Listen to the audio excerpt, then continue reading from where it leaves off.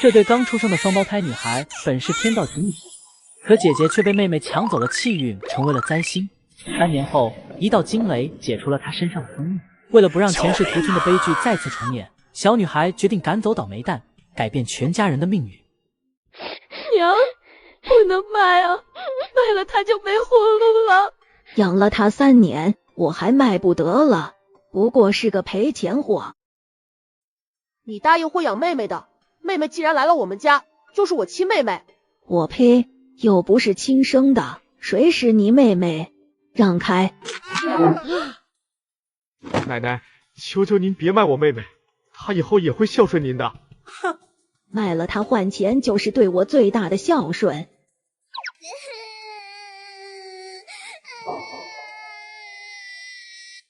可是活生生的人啊，才3岁你就把她卖给青龙，你会遭报应的。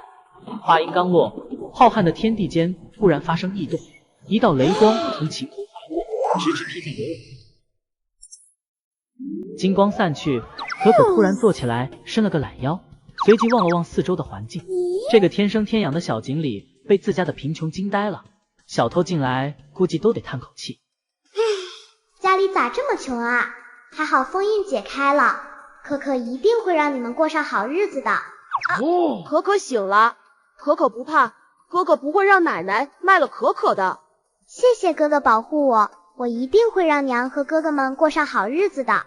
二哥听到妹妹口齿如此清晰，身体猛地一震，他发现可可眼神中的浑浊消失了，惊喜地抱着可可跳了起来。妹妹，你病好了，会叫我哥哥了。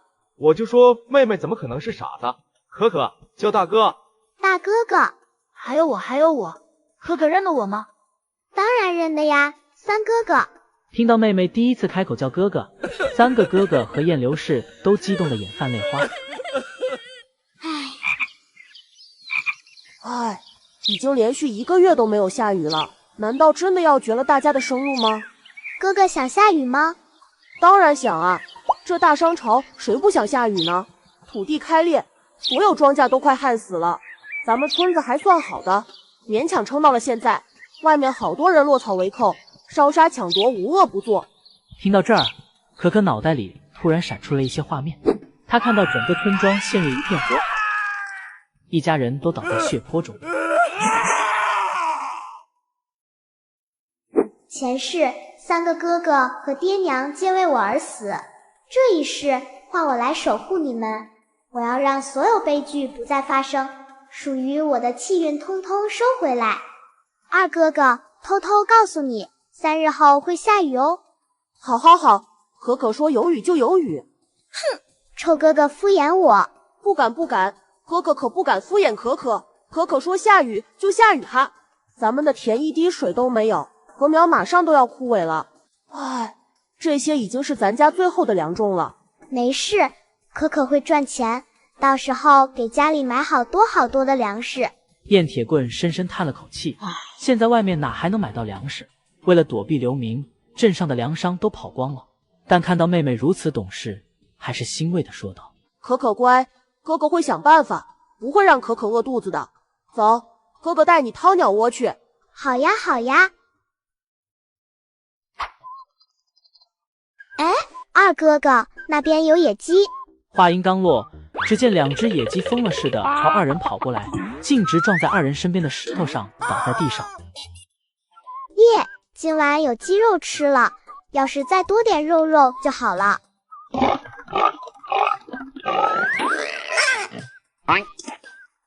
我去，不是做梦吧？还有这等好事？啊，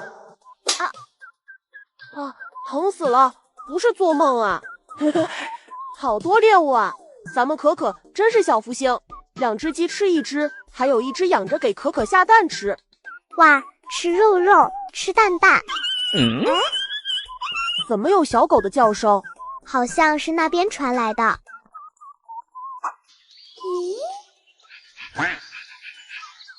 二哥哥，这只狗狗好像受伤了。狗狗看到有人接近，顿时龇牙咧嘴的朝2人狂吠。可可，咱们走吧，这狗看着有点凶，小心别被咬了。可是狗狗好可怜，我们要是就这么走了，它肯定活不了。二哥哥，我们养它好不好呀？可可说完就眨巴着一双水汪汪的大眼睛望着燕铁棍。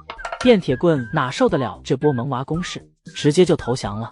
好，只要妹妹开心就好。二哥哥最好了，可可刚才找到了一根大萝卜，回家可以和鸡一起炖了吃。可可作为锦鲤转世，携带了一个供奉小空间，里面装着信徒们给他供奉的各种物品，他可以随时随地的打开空间拿取。可可真能干，晚上就吃萝卜炖鸡。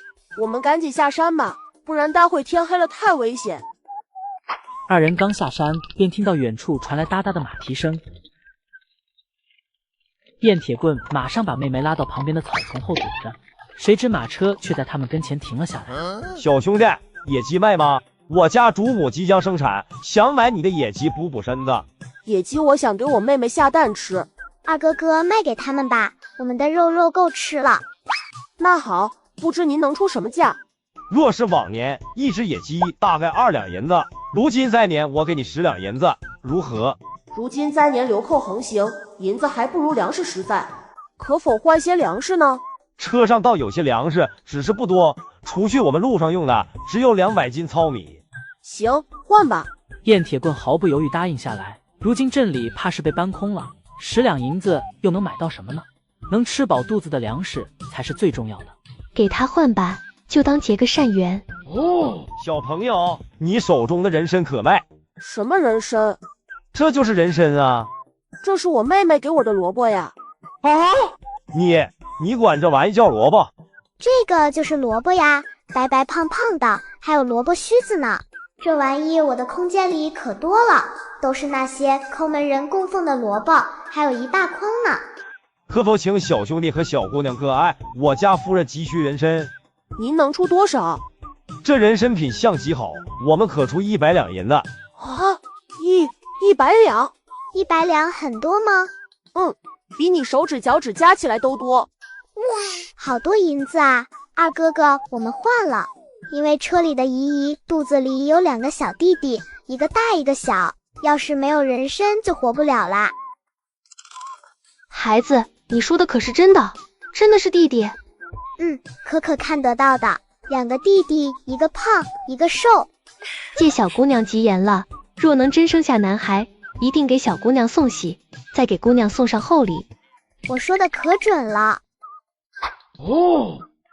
你是说带可可出去了2个时辰不到，就带回了1只野猪、1只野鸡、100斤米加100两银子？对你奶奶个腿！不上进的东西，好的不学，尽弄些歪门邪道。老子今天好好教训教训你。别打哥哥，别打哥哥。可可，你让开！小兔崽子带着妹妹学坏，今天我非要打断他的腿。别打哥哥，哥哥没带可可学坏。那这些东西是怎么得来的？是今天可可运气太好了，野鸡和野猪都是自己扑到石头上撞晕的。然后可可还捡到1只大萝卜卖给过路的夫人，夫人给了我们100两银子，还用100斤米换走了1只野鸡。萝卜能换100两银子？夫人说那是野生人参。此话当真？可可不会撒谎，可可说过要养凉凉，养爹爹，养哥哥。可可是小福星。燕铁矿和燕流士虽然一脸不可置信，但是看着可可一脸天真无邪的样子，根本不像是说谎，气自然也就消了。次日，燕家外嫁女儿燕钢花领着一行人到达了雾隐村口，直接和大哥燕铁矿对上了。大哥，没想到你这般不孝，这个贱丫头连累娘遭雷劈，十足的灾星，还不送走，留着过年吗？可可不是灾星，而是我们的福星。自从她好了以后，咱家的运势越来越好了。别说笑了，有没有她，我们的日子一样好。还有燕流氏这个女人也不能留了，赶明儿妹妹重新给你找一个。都说长嫂如母，姑姑可真厉害，居然还能休了我娘，帮我爹重新娶媳妇。呵呵，管得可真宽，都管到我爹床边了。这燕钢花自从嫁给镇上县衙做事的男人后，每次回燕家都是当家主母的做派。燕流氏嫁进门多少年，就伺候了她多少年。昨天奶奶被雷劈，今日你就回来探望了，还带着这么多马车，到底是来投奔村子，还是看望奶奶？怕不是你夫家的人都一起带回来投奔了吧？你外面流寇无数，你这么大张旗鼓的回村，也不怕贼人惦记？燕铁柱此话一出，悠闲吃瓜的瓜民们一片哗然，顿时也怀疑起这一行人来雾隐村的目的。铁柱说的对，燕刚话，你领这么多人来村里啥意思？不会犯事了吧？快去叫村长来。前世便是这天煞的姑姑回村时引来了流寇，才给村子带来灭顶之灾。我一定要阻止这一切。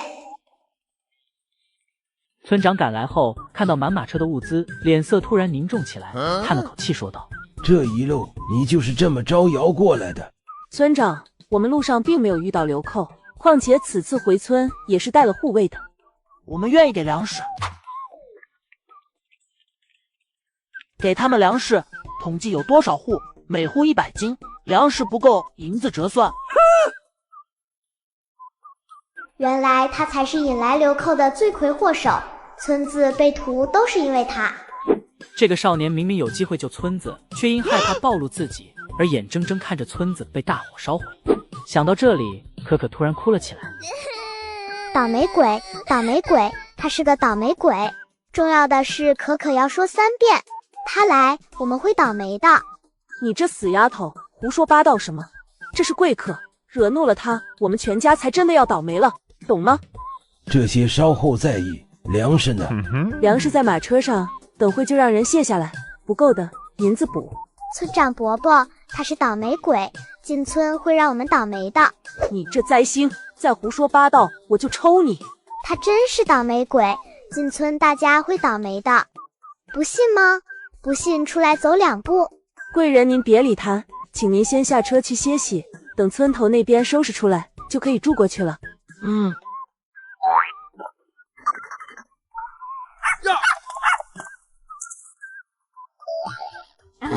哪里来的死狗？竟然！见到贵少年遭遇如此奇特的飞来横愤，村民们马上热烈地讨论起来。可可丫头说的不会是真的吧？她真的很倒霉耶。是啊，我活了几十岁，还第一次看到一条能拉出自动变鬼粑粑的狗狗。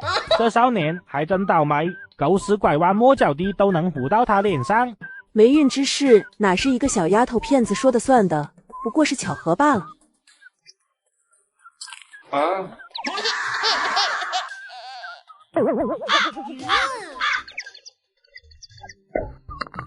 这他妈怎么下得了台？尴尬的我用脚都抠出一套房了。主子，你没事吧？这狗屎竟然有弹性，我不活了！少爷，村长，不如我们还是考虑考虑吧。这贵人的狗屎运吓到我了。巧合，肯定是巧合。村长，贵人给的可是真金白银的粮食啊！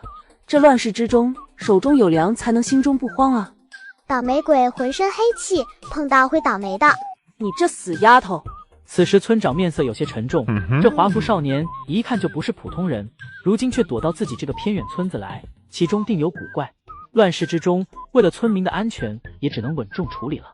燕刚花，你已经嫁人了，不算我村之人。若是回娘家，我没意见，但是外人不行，都给我出去！什么粮食银子，我们什么都不要。哼，小小村子倒是有骨气，只希望你们村子饿殍满地时，也能有这般骨气。我们走。可可，你过来，村长伯伯问问你。村长伯伯，什么事？可可，你告诉伯伯，你是怎么知道他倒霉的？黑黑的气，他身上有黑黑的气，别人如果靠近他，也会变得很倒霉哟。可可还看到好大好大的火，好多好多人都死了。什么？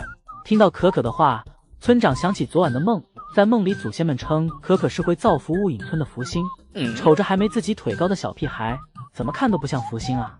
村长犹豫片刻后说道：丫头，这件事你先别说出去，我去隔壁龙井村知会他们一声。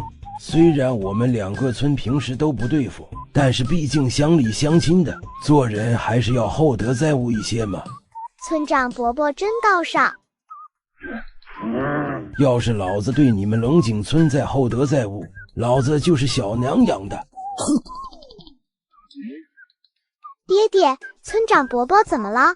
龙井村没理会村长伯伯，收留了燕刚花那群人，村长伯伯面子挂不住了。爹爹得叫村长伯伯做好防护准备。龙井村今晚要完蛋了。啊！这货还是狗吗？比老虎还能吃？肯定是狗狗啊！我还要给狗狗取名字呢。你都没读书，怎么会起名字呢？娘一直想让你多学些知识，将来出嫁到夫家也会被高看一头。那我就把相公娶到我们家来，我不去夫家。满脑子想什么呢？来吧，哥哥今天教你些简单诗词。你知道油爆琵琶半遮面这句诗的意思吗？油爆琵琶半着面，这个谁不懂啊？就是热油爆炒琵琶后倒进面里拌着吃。可是琵琶拌面这有什么好吃的？哥哥，你是在考我菜谱吗？我晕了。坏哥哥好坏，可死可渴了。咦？啊！受伤的虎虎，你是不是想让我给虎虎治伤呀？你和虎虎是什么关系呀？朋友吗？爸。啊？什么？这只虎虎是你爸爸？那你的妈妈是谁？你不知道妈妈是谁，怎么确定他是你爸爸？好啦，每个人还有每个狗狗都有自己的小秘密呢。我不问了，既然虎虎是你爸爸，以后我就叫你虎仔吧。现在就给你爸爸治伤。可可说完就进入了自己的供奉空间。他记得自己的小空间里有一桶水，平时受伤只需一滴这样的水，立马复原。这是宫廷玉液水，可好用了。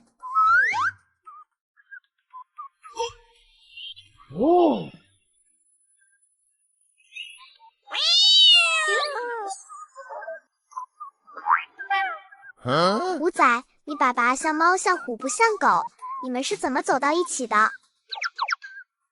算了，问你也不会说。家里的野猪肉被贼偷了，我们出去抓点鱼肥来吃。我去，真老虎跑到家来了，太吓人了。还好我机灵，一直装晕，没让可可发现我害怕，要不然没脸见人了。我得去找可可，万一掉进池塘就麻烦了。在池塘折腾了一天都没捉到一条鱼的男孩子们看到可可拿着兜鱼网，纷纷大笑，并且嘲讽起可可来。小妮子，你拿个网兜来干嘛呀？难道是想捉鱼？是呀，我捉鱼回去给娘亲煮鱼汤。你是想屁吃吧？这塘里怎么可能有鱼？咱们几个早就捉完了。我来捉就有呀。哈哈哈，太好笑了！要是你在这里捉到鱼，我跟你姓，掏不出来我就把你摁在泥潭里。啊？跟我姓？你是要我认你做儿子吗？我可不敢，你娘会打我的。谁要当你儿子？要是你能捉到鱼，我们大家都认你做祖宗，以后你就是我们的小祖宗。对，捉到鱼来，你就是咱们的小祖宗。哇，全村孩子的小祖宗，好霸气呀！那我要开始捉啦。捉吧，捉不到鱼，我就把你扔进泥里。嘿嘿嘿。鱼们，快到网里来！福娃可可金口一开，水面窜出各种鱼，纷纷往可可网兜里跳。不一会儿，网兜就满了，直接把旁边男孩们看懵了。这时候，大哥燕铁柱也赶了过来。怎么这么多鱼？这个塘不是没鱼了吗？大哥，不，小祖宗哥，我来跟您说吧。这件事说起来真是小孩没娘，说来话长。咱们小祖宗可厉害了。那边好像有人喊救命，你们听到了吗？我也听到了，好像是龙井村那边传来的。听到这些，可可望向龙井村方向，只见那边竟是冒起了滚滚烟，隐约间还能听到打杀声。男孩们瞬间明白龙井村出事了，顿时看向他们新任的小祖宗可可。小祖宗不让那群人进村，说那群人是倒霉鬼的事，他们可是亲眼所见。最后是龙井村收留了这群人。可可小脸微白，有些急促地说道：“走，快走，赶紧回家。”龙井村那边好像出事了，有几个孩子没回村，你们抓紧时间四处找找看，可千万别出事啊！村长伯伯，我们没事。爹，龙井村好大的火！他们还喊救命，好多人哭。听到孩子们七嘴八舌的诉说，村长面色一沉，来不及问细节，急忙向身后的村民说道：“去将村里所有男人叫出来，带上家伙在村子周围巡逻，今夜谁都不许睡觉。村长，二蛋狗剩，你们从龙井村跑回来的。村长，我们差点回不来了。别急，慢慢说，是不是流寇去龙井村抢粮食？没有，他们不要粮食，好像在找人，杀了好多人。他们找人，难道是寻仇？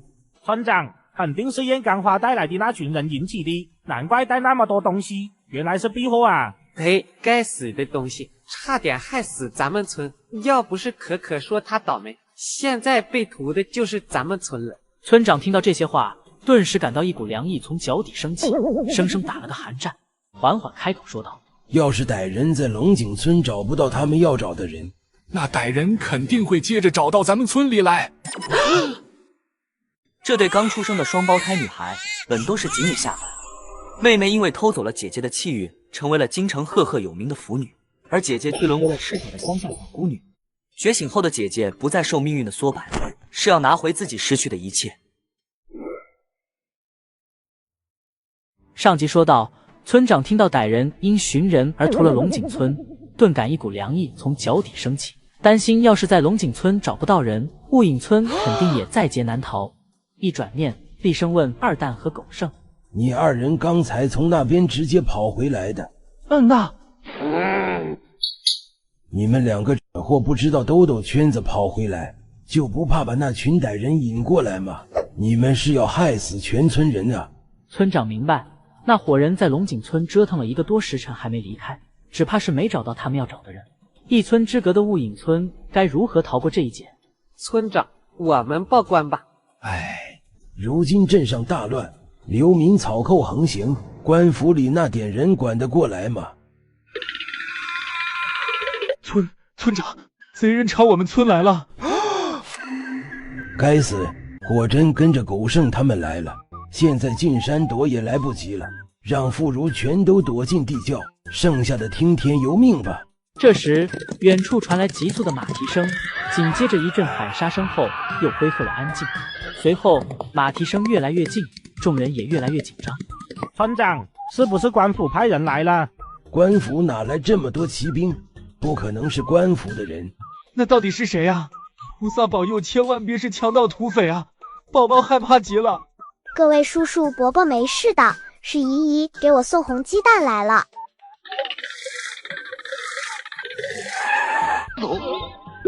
请问哪位是可可姑娘？我就是，你是来送红鸡蛋的吗？将军看到可可愣了下，没想到可可姑娘是个小奶娃娃。是的，末将周氏人。我家主母为答谢可可姑娘吉言，特让末将来给姑娘送喜，没想到路上碰到一帮凶徒，就顺手给灭了。多谢周将军救命之恩。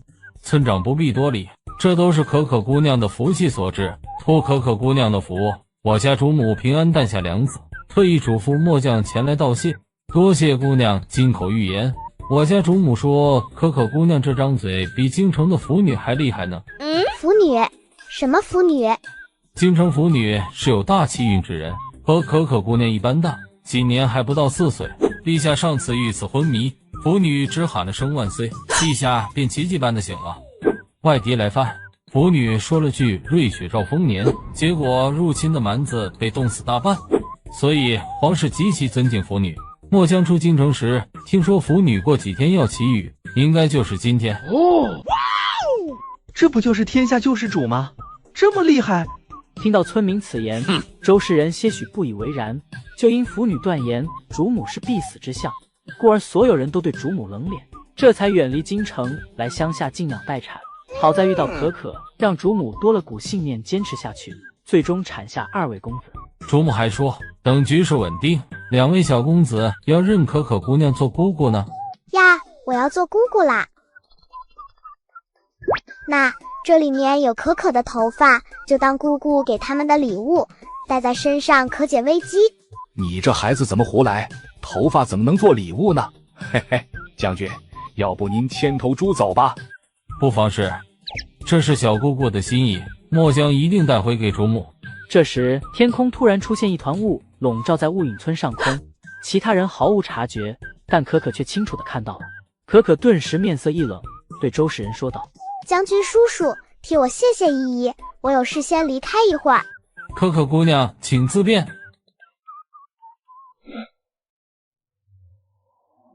可可望着眼前的雾团，明白这是京城那个腐女，也就是她的同胞妹妹，在摄取自己以及整个雾隐村的气运。也就是说，皇室敬仰的腐女，每一次的气运都是偷来的。既然我已苏醒，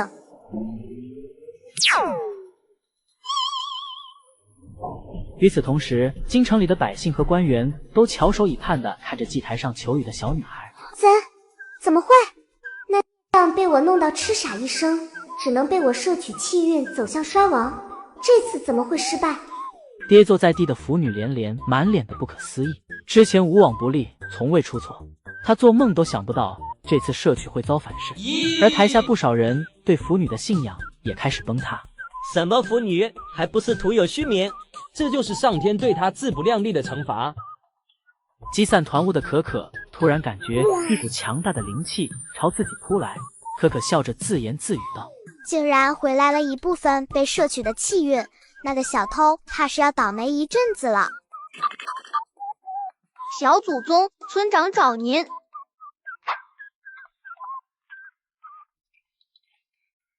村长伯伯好。可可真乖，刚刚周将军因为要急着回去，所以委托我把他带来的礼物亲手送给你。还有件事，哎呀，人家不好意思说了。村长伯伯有话直说呀。好吧，豁出老脸了。可可呀，今年大旱你也知道，地里收成根本不够吃。我见周将军送来不少粮食，能不能分些出来给大伙过冬，就当村里借的。没问题呀，这些粮食全给村长伯伯分配吧。太好了，我替大伙谢谢可可了。村长伯伯，我还知道一个地方有好多粮食呢，可以叫人去拿呀。真的？在哪？乌龙寨。可可下次不许开玩笑了，乌龙寨可是土匪窝，他们不来惹我们就谢天谢地了。可是乌龙寨的人昨夜被将军叔叔给团灭了呀，山上没人了呢。上一世可可知道，这次乌龙寨为了寻人是倾巢而出，山寨里除了一些老弱妇孺，根本没人了。对呀，还真有这可能。可是如果乌龙寨上还有土匪，那不就是去送命吗？还需从长计议呀。村长，要是运回乌龙寨的粮食，全村都可以过个肥年了。听到燕铁柱的话，村长腿肚子直哆嗦，嘀咕着这燕家人胆子真是一个比一个肥。这时，燕铁矿又补上一句更让村长心动的话：“这几年越发乱了，乌龙寨必有武器，咱们村如果拿下，就是要粮有粮，要武器有武器的大村了。这片地界就是村长说了算。”瞧你说的，说了算什么的，本村长并不在意，主要是想让乡亲们过个肥年。这次我们就赌一把，这就去敲锣，让村里的男人都去打谷场集合。父亲，我也要去。铁棍可以一起去，不过必须留在外围接应。铁牛，你才7岁，起什么哄？留在家带妹妹玩。娘亲别担心爹爹和哥哥，这次出去他们不会有事的。娘不担心，待会娘做些好吃的，咱们一起等爹爹回家。大，希望你们配合我们，大家都平安。黑衣叔叔，你们这是进屋抢，不算打劫哦。还有，我们家好穷好穷的，没有好东西呢。你这丫头片子最狡猾，那个姓周的送了那么多东西给你，还敢骗我？你放开我妹妹！不要伤害我的孩子！站住！大哥，你瞧她细皮嫩肉的，我先结个色再劫财也不迟吧？小娘子，今日村里男人都走光了，你不如从了我吧。你敢打我？你这奸贼有什么不能打的？你再打一个试试。试试就试试。大哥他打我。臭女人竟敢打我兄弟！你摔我，我可以不计较，但是你打我娘亲，踢我哥哥，我不会原谅你。哟呵，你不原谅我又能把我咋地？小丫头长得不错嘛，待会儿顺便把你抓走卖给瑶子。什么？看到可可头发无风自动，还有那冷漠到害人的眼神，让黑衣人不由自主地生出一股惧意。你哪只手打的我娘亲？装神弄鬼的小畜生！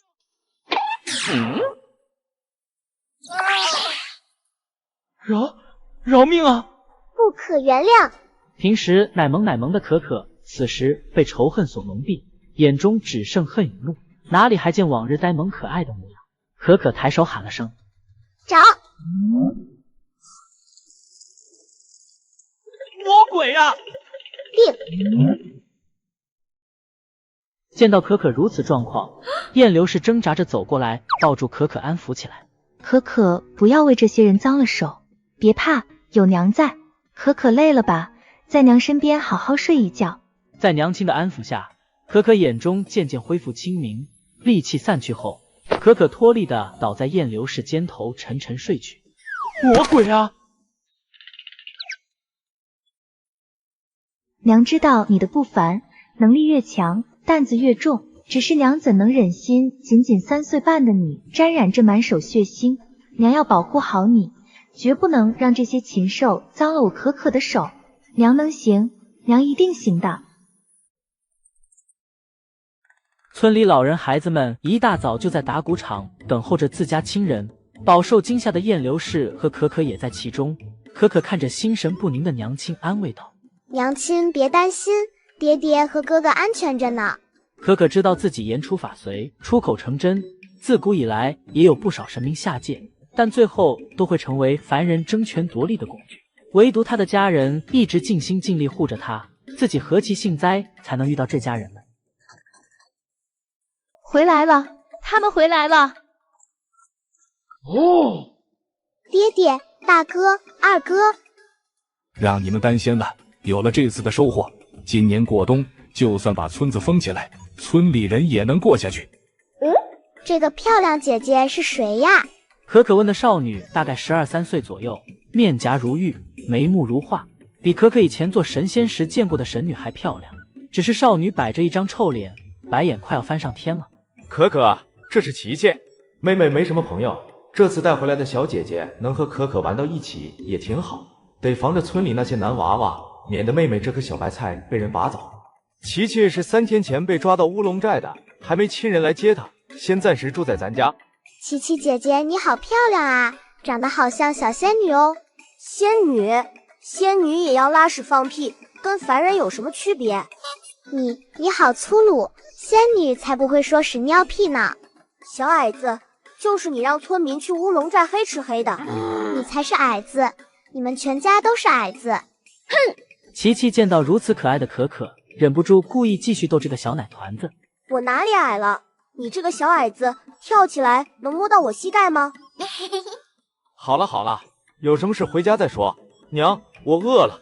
好，咱们现在回家吃饭。燕大哥，有件事我不知当讲不当讲。你大字不识一箩筐，什么时候文绉绉了？有屁快放！好，我跟你说。村民将昨晚燕家玉洁一事一五一十的说了出来，听得燕铁矿一股杀气弥漫而出。村民见状连忙说道：“燕哥别担心，嫂子和孩子们幸好都没事，大家伙帮忙找出凶手，让他进猪笼便是。”多谢了，剩下的事你就别管了。不管是谁动我家人，必须付出代价。喂，小矮子，黑吃黑真的是你自己想出来的？哼，我不叫小矮子，我叫可可。想吃吗？可惜这是你娘给我吃的，没你的份呢。我才不想吃呢，太咸了。不咸呀，外面还有点淡呢，好吃着呢。真的咸呢，你吃的这碗肉肉，我挨个舔了个边肠咸蛋，每块肉肉真的都很咸呢。惬意逗着可可的琪琪一听，顿时干呕不已。随后怒目圆瞪，看着可可说：“你如此无礼，当心以后嫁不出去，做个老姑娘。”切，总有眼下的会看上我。琪琪姐姐，你慢慢回味肉肉味道呀，我回屋喽。可恶，小丑竟是我自己！可可进屋后，琪琪生气的表情立马平复，面目平静，眼底冷意弥漫。没想到此次事情变数竟然出现在这个3岁半的孩子身上。不过这小奶团子实在太可爱了，好想逗哭他呀！这个恶婆婆为了躲避雷劈能有多拼？然而，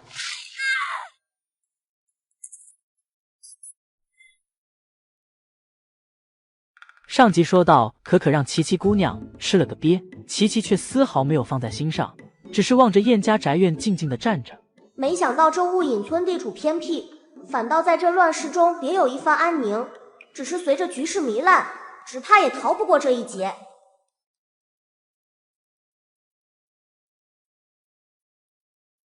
燕老大，你这个不孝子，给老娘滚出来！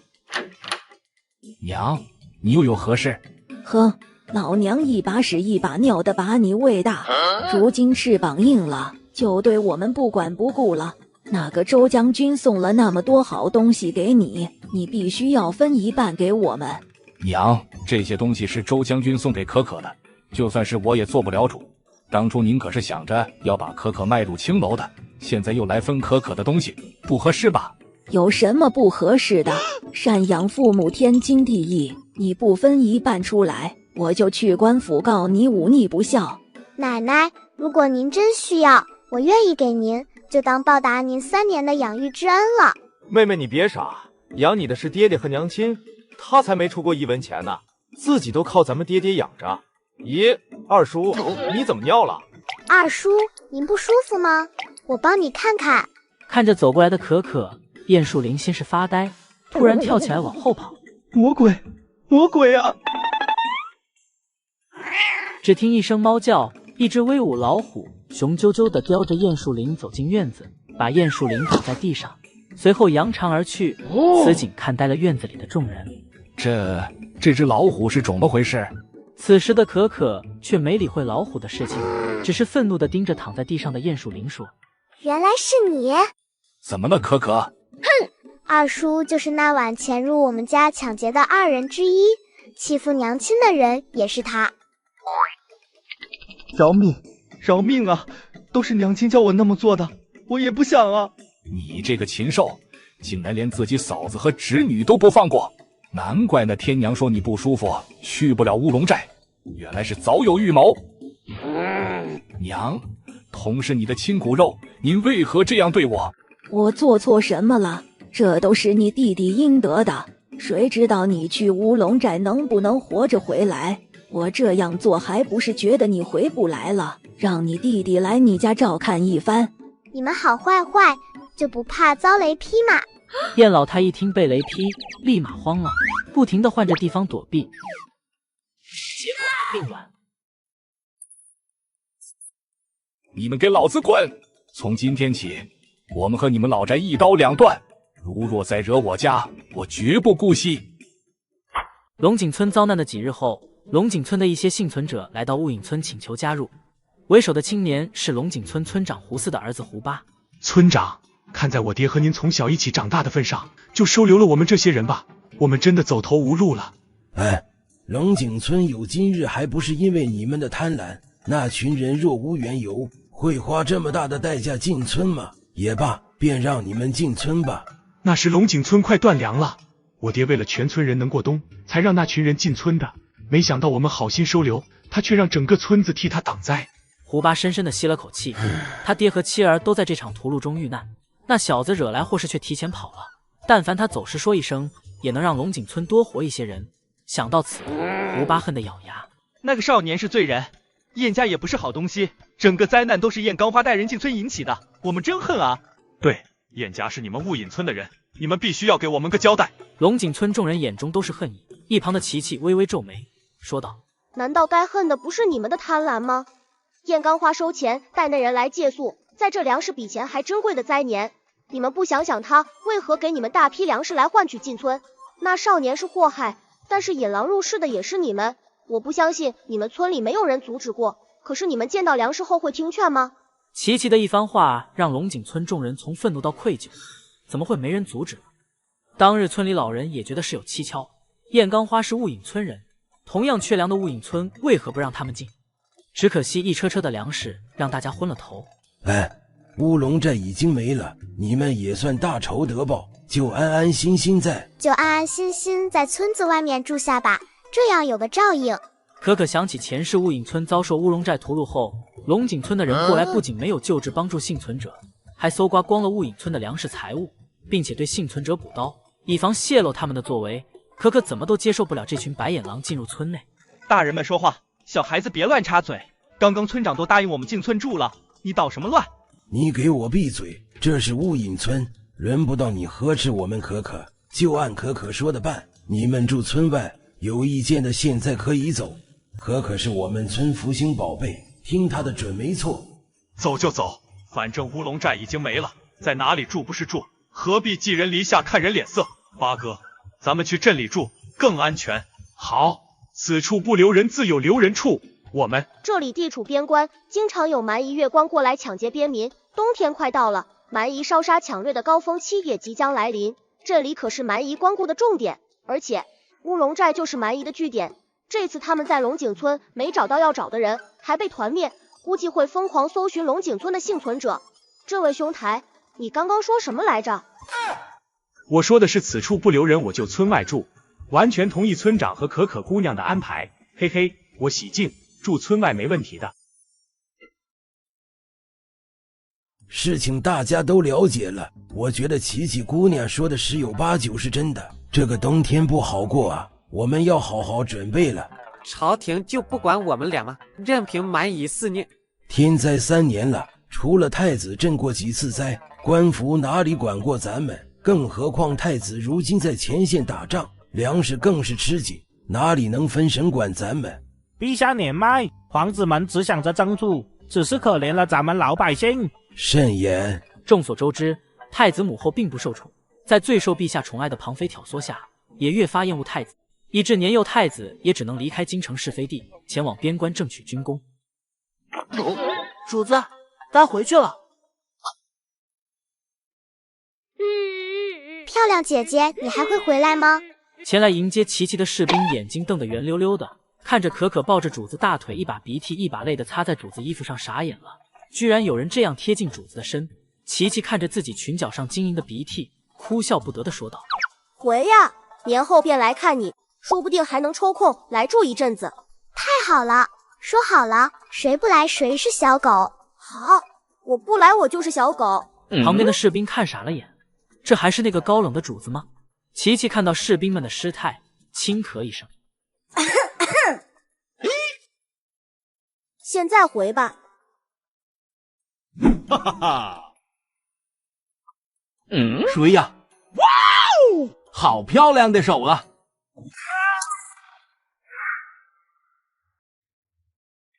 时间过去了2个月，因为有了周将军送来的那批礼物，燕铁矿修缮了房屋，也添置了不少物件。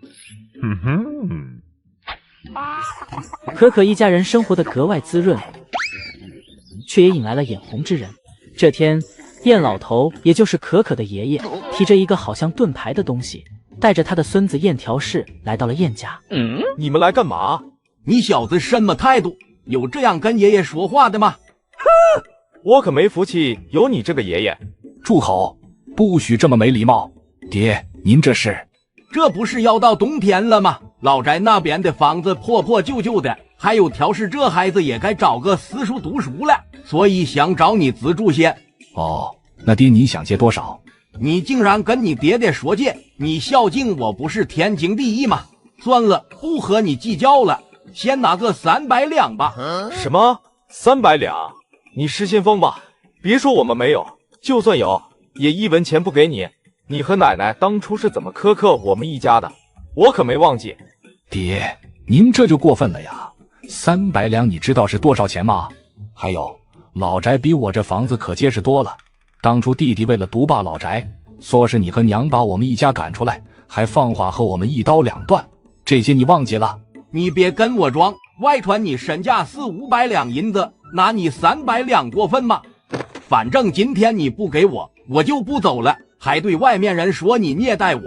你们这些坏人欺负我爷爷，还有你这个贱种，凭什么在我们燕家吃好吃的？你给我滚出去！西瓜给我吃！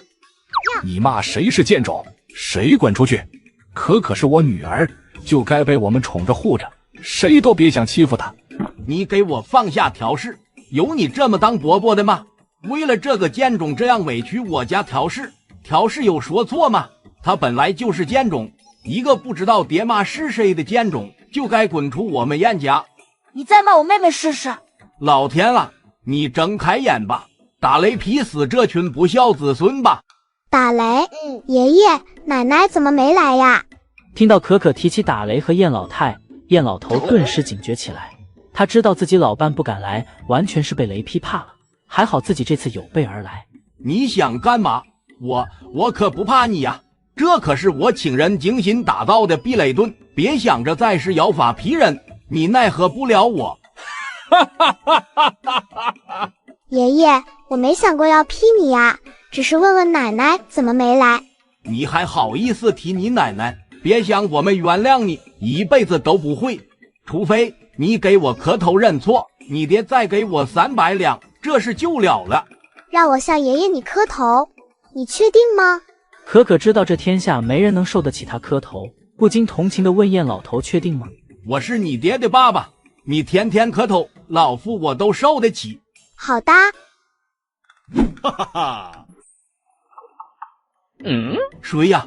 哇哦，好漂亮的手啊！我警告过你，不要骂我妹妹了。这下好了，被劈了吧。躺在地上的燕老头眼神怨恨地看着可可，不敢再出声嘲讽，心里暗道定要报复。谁想这个念头为他日后埋下了杀身之祸。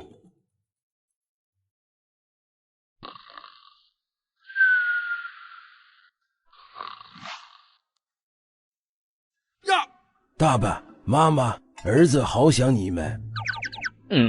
爸爸，这是什么地方？难道我挂了吗？挂你妹！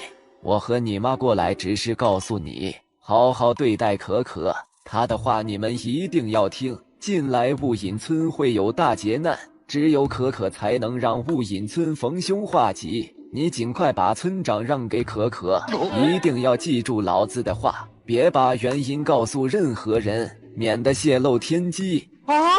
可可是有福气，可是她才3岁半，怎么能做村长呢？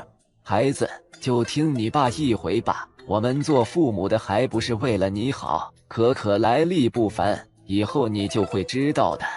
好吧，我听你们的。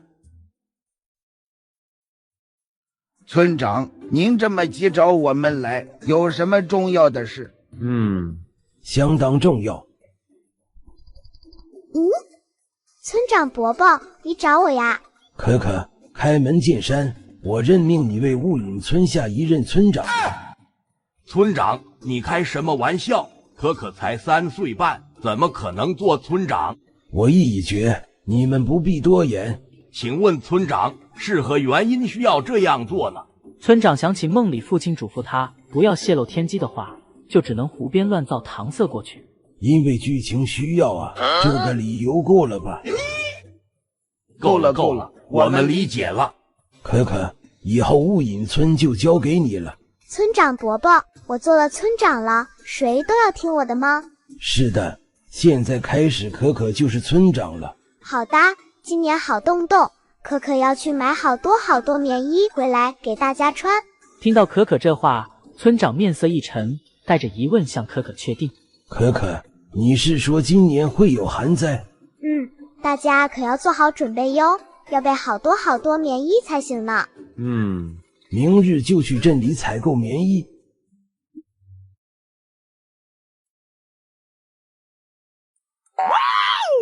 好漂亮的房子啊！好漂亮的妹子啊！真低俗。天宁，你带妹妹去那边买糖吃，别被这些登徒子污染了。好呀，有糖吃了。三哥哥，我们过去吧。好的。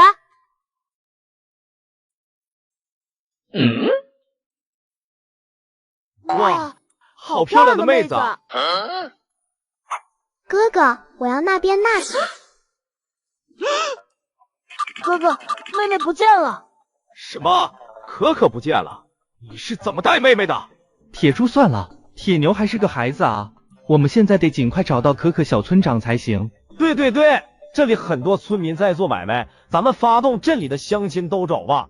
铁柱你别急，我们先让人守住几个城门，防止贼人带着村长出城，然后慢慢排查。你要下够了吧？可别半路醒来啊！放心，一头牛都得倒下，别说一个女孩子。不好了，这里好多人在找人，说是他们的村长丢了，出镇的几个门都有人守了，我们得小心了。你脑子里面是浆糊吗？他们找村长和我们有啥关系？别做贼心虚啊！你是新手，紧张点正常。但是俗话说干一行爱一行，要不断学习才能进步嘛。你看好了，我只示范一遍，让你知道什么是专业。站住！你报的是什么？兄弟，我也听说了，你们在找你们村长吧？太不像话了！也是我今日没空，否则定同兄弟们把绑走村长的贼人找出来痛揍一遍。你看，这是我的女儿。人贩子露出抱住的可可后，突然感觉前面的村民看他的眼神都不一样了，觉得那是一种扒光了衣服被围观的感觉。你丫的挺猖狂啊！哥，此话何意？刚刚你说啥话来着？把绑走村长的贼人找出来痛揍一遍，是吧？的，必须揍。这位兄台，麻烦你抱抱这兄弟的女儿。哥，你们大喊呢，弟比较费解。马上你就不费解了，一起上，揍他丫的！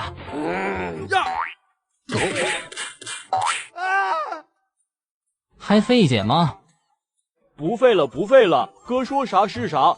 居然连我们村长都敢拐了就算了，还跑过来挑衅也算了，居然还舔着脸装纯洁说费解。不可能，绝对不可能，谁家几岁小孩做村长的？我不信。家人们呢？没揍到位啊！再揍一遍呗。我知道个为啥说他只示范一遍了，这样示范来2遍还有命吗？你丫的还说风凉话，快报官啊！我叫你报官！哥，我不报了。你这蠢货，拐谁不好，偏偏拐人家村长，这下酸爽了吧？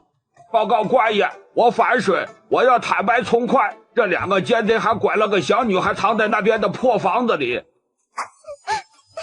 把3个犯人带回衙门，好好审问。哎，这个可怜的孩子也带回衙门吧，看能不能帮他找到父母。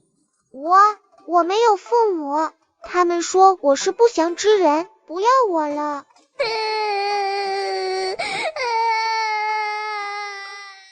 你愿意跟我回家吗？我家好多好吃的呢。可可醒了，老天保佑啊！哥哥放心，他们伤不了可可呢。大哥哥，有吃的吗？给可可。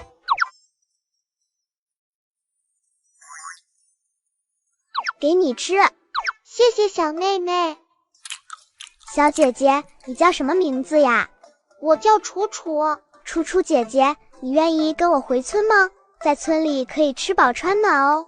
不，我爹说我是不祥之人，谁靠近谁倒霉的，我不能连累你们。我才不怕呢。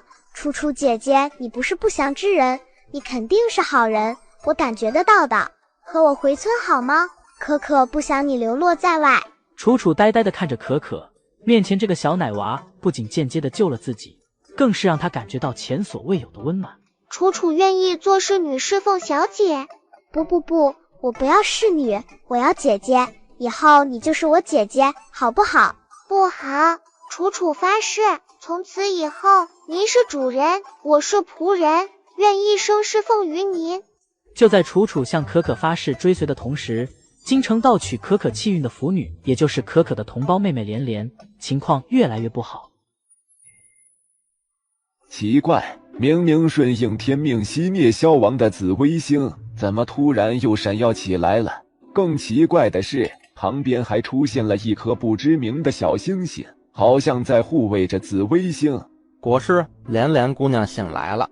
只是昨晚又吐血了，而且脸上的伤口再次恶化，只怕是今年春节不能进宫祈福了。那便养在白马寺吧，白马寺有佛法加持，能让妇女伤势好转。至于脸上的伤，它是天命所归的福宝，面容不重要。腐女在大商地位极高，这次求雨，腐女遭受如此大的反噬，让大家都不思其解，包括国师唐不甩，至今都找不到缘由。爹爹，娘亲，我们回来啦！回来啦！这位可爱的小姑娘是谁呀？娘亲，她叫楚楚，是我新任的姐姐。楚楚姐，这是我娘亲，楚楚见郭夫人。多懂礼的孩子啊！孩子，既然到家了就别拘束，今天还有另外一个客人，我现在去捉只鸡。还有另外的客人？谁呀？你说谁呀？有了新姐姐就不记得我这个老姐姐了？呸呸呸，我才不老呢！你就不记得我这个以前的姐姐了吗？哇，琪琪姐姐来啦！琪琪姐姐，我好想你。我在镇上买了好东西，你肯定喜欢吃。可可从身后掏出一颗硕大的榴莲，双手举到琪琪胸前，开心地说道：“给你。”这时，一道气球放气的声音传来，琪琪毫无察觉，但是可可却伤心地哭了起来。哇，榴莲啊，我最喜欢吃了，算你有心。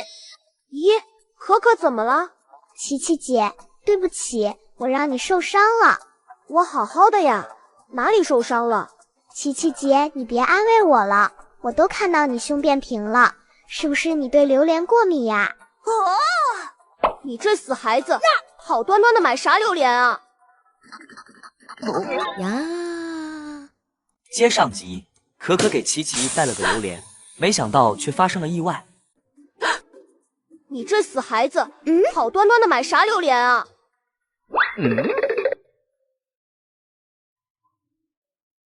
琪琪姐姐怎么走得这么快？我还有话要说呢。可可前世经历，不久之后蛮夷就要来扫荡县城了。他知道琪琪肯定是有权势之人，本想提醒琪琪做好应对蛮夷进攻的准备，谁曾想琪琪竟然对榴莲过敏。楚楚，我去追琪琪姐。哦，哼，跑得比兔子还快，哪里像个病人？难道琪琪姐真的没病？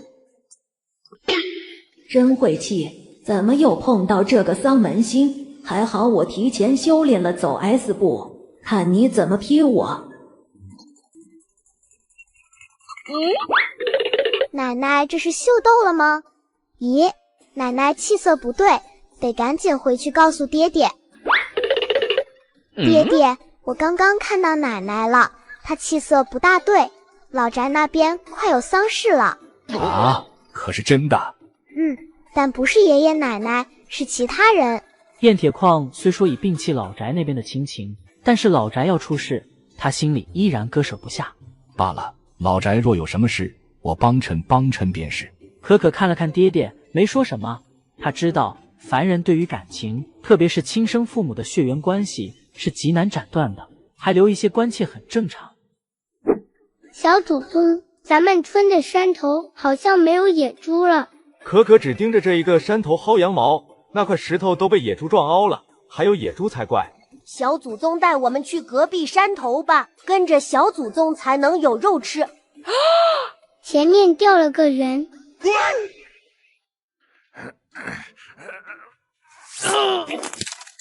孩子们第一次看到这种事，心里紧张的双脚哆嗦，只是可可的小脸蛋都快皱成一坨了。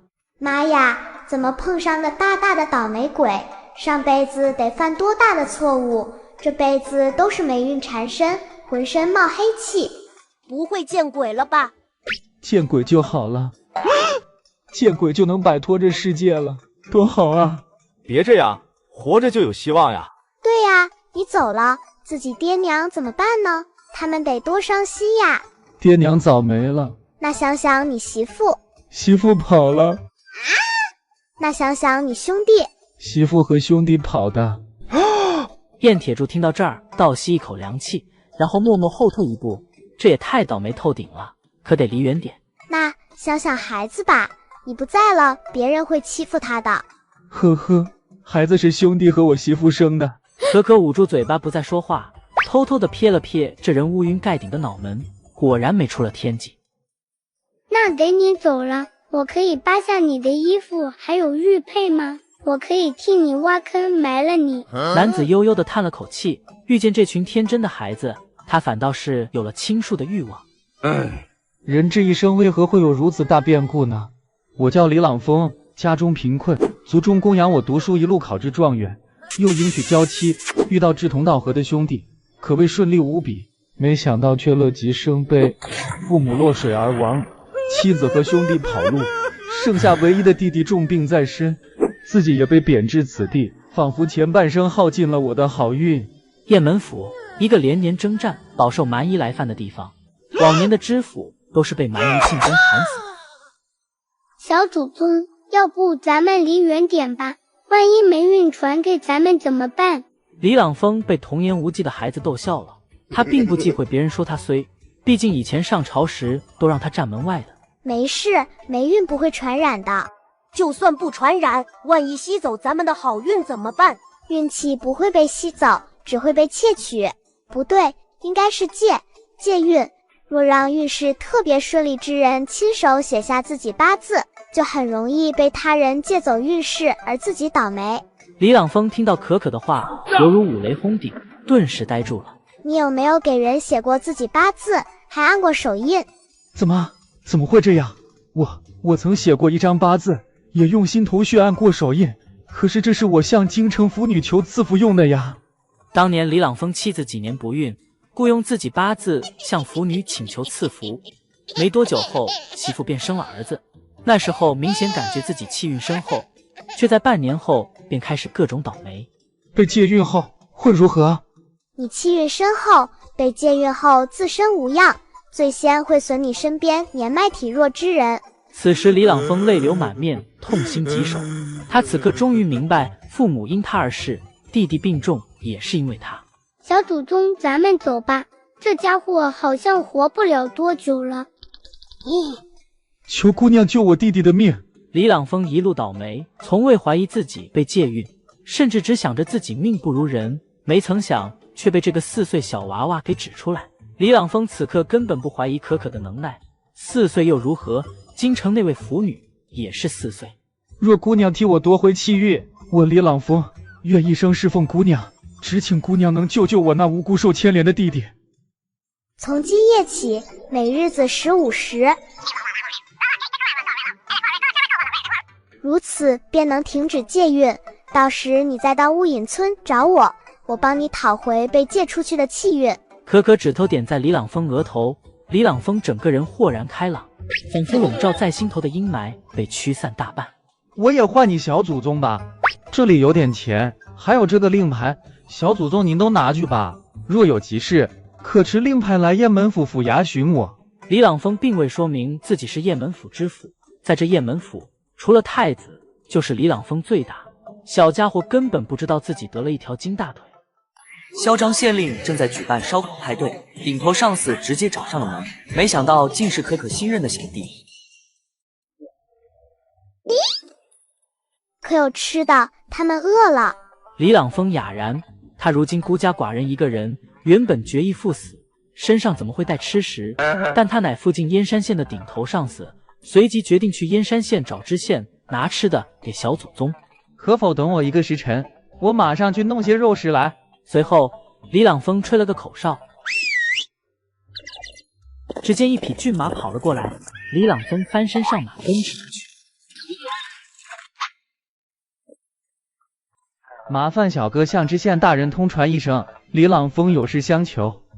有预约吗？并无预约，只是有急事想要。你谁呀你？知县大人岂是你想见就见的？没预约不能见。真的有急事，小哥只要通传说是李朗峰求见，知县大人会见的。去，我管你李来疯还是李来傻，一边凉快去。混蛋，知道老子是谁吗？瞎了你的狗眼！嘿嘿，大人请进，知县大人就在里面。哥，你怎么知道他是大人？还用问吗？一般老百姓见了咱们点头哈腰都来不及，谁敢往咱脸上甩巴掌？越跋扈的人越要尊敬，这是个知识点，懂吗？你学着点。是，谢谢哥传授经验。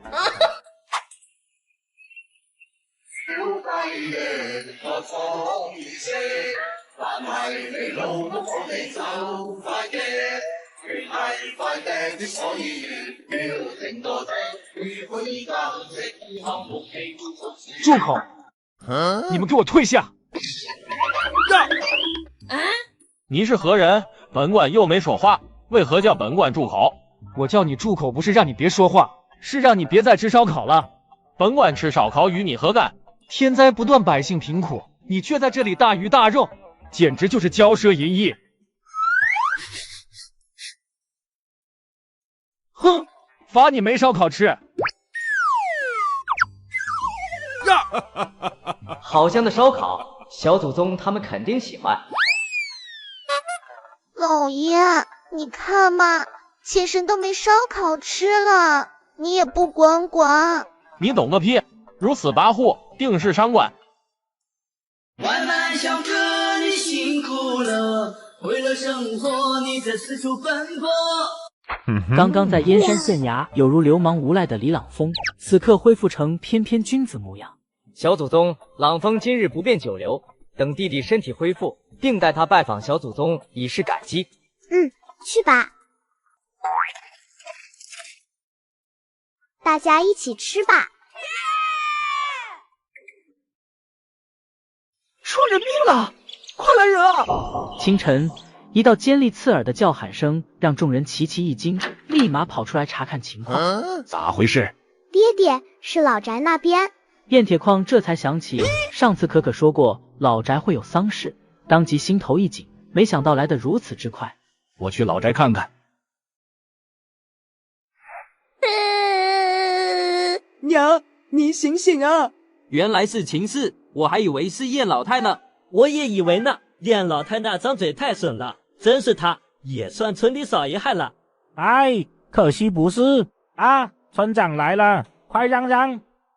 燕老太一见燕铁矿和可可过来了，刚刚还面色平静的脸立马大哭，边哭边嚎：我家老二命苦啊，娶了这么个手不能提、肩不能扛的东西，还短命，洗个衣裳都能掉河里淹了。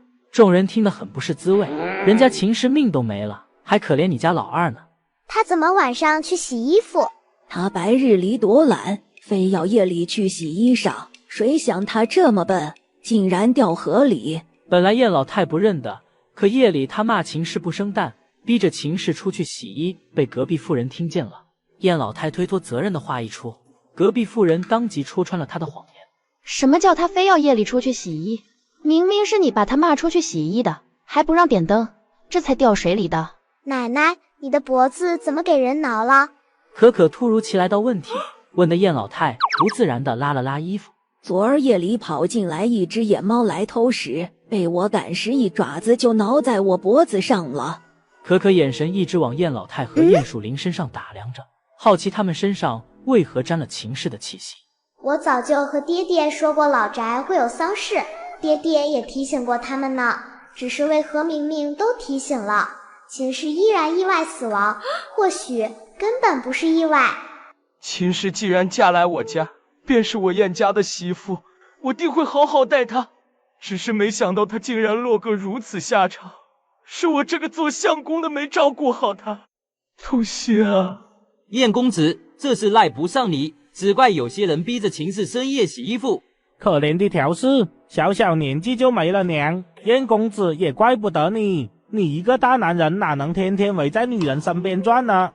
见到众人同情燕树林，可可开口问道：二叔，你刚换的新衣裳吗？好干净，好漂亮呀！众人听到可可问的话皆一怔，都存下一丝疑惑和不解。这个燕树林妻子刚走，正应该是悲伤的时候，转头却换了一身干净崭新的衣服。心中急切，随手拿了一件罢了。燕树林淡淡的看了可可一眼，可可莫名其妙的武力值让他恐惧，但是他坚信智商这方面，可可对于他来说根本不值一提。村长，琪琪姑娘来了。女人不幸溺水身亡，但是丈夫和婆婆却没半点伤心，甚至还在偷笑。他们到底有什么阴谋？村长，琪琪姑娘来了。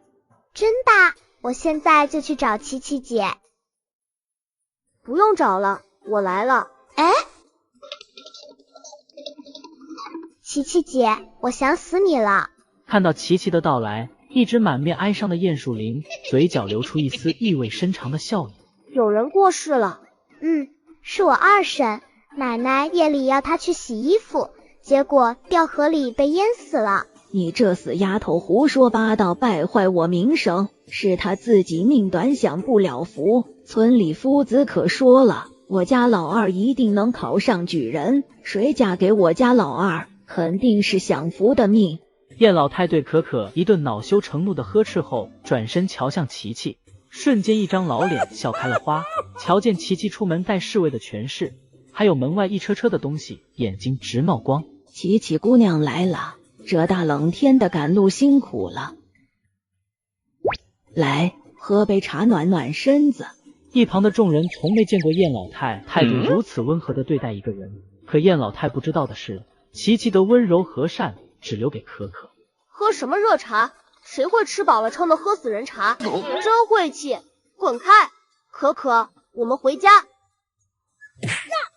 主子，可可小姐，请。琪琪姐，可以过完年再走吗？过年我就满4岁啦。小不点，你不读书的吗？这是2，不是4。你这样以后怎么嫁得出去啊？我很为你将来的相公担忧哦。他是眼瞎才会娶你这个小文盲吧？不如你学武吧，好歹也可以娶岳父家。学武也不错，那我就听琪琪姐的学武，将来相公不听话就打他。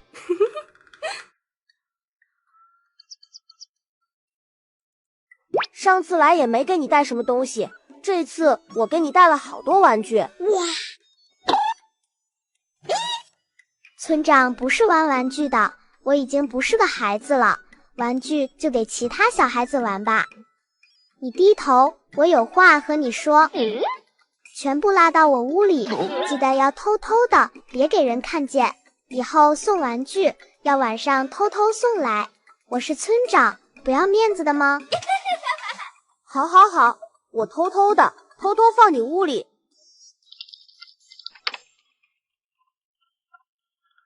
爹娘，老宅那边叫我们过去吃早饭。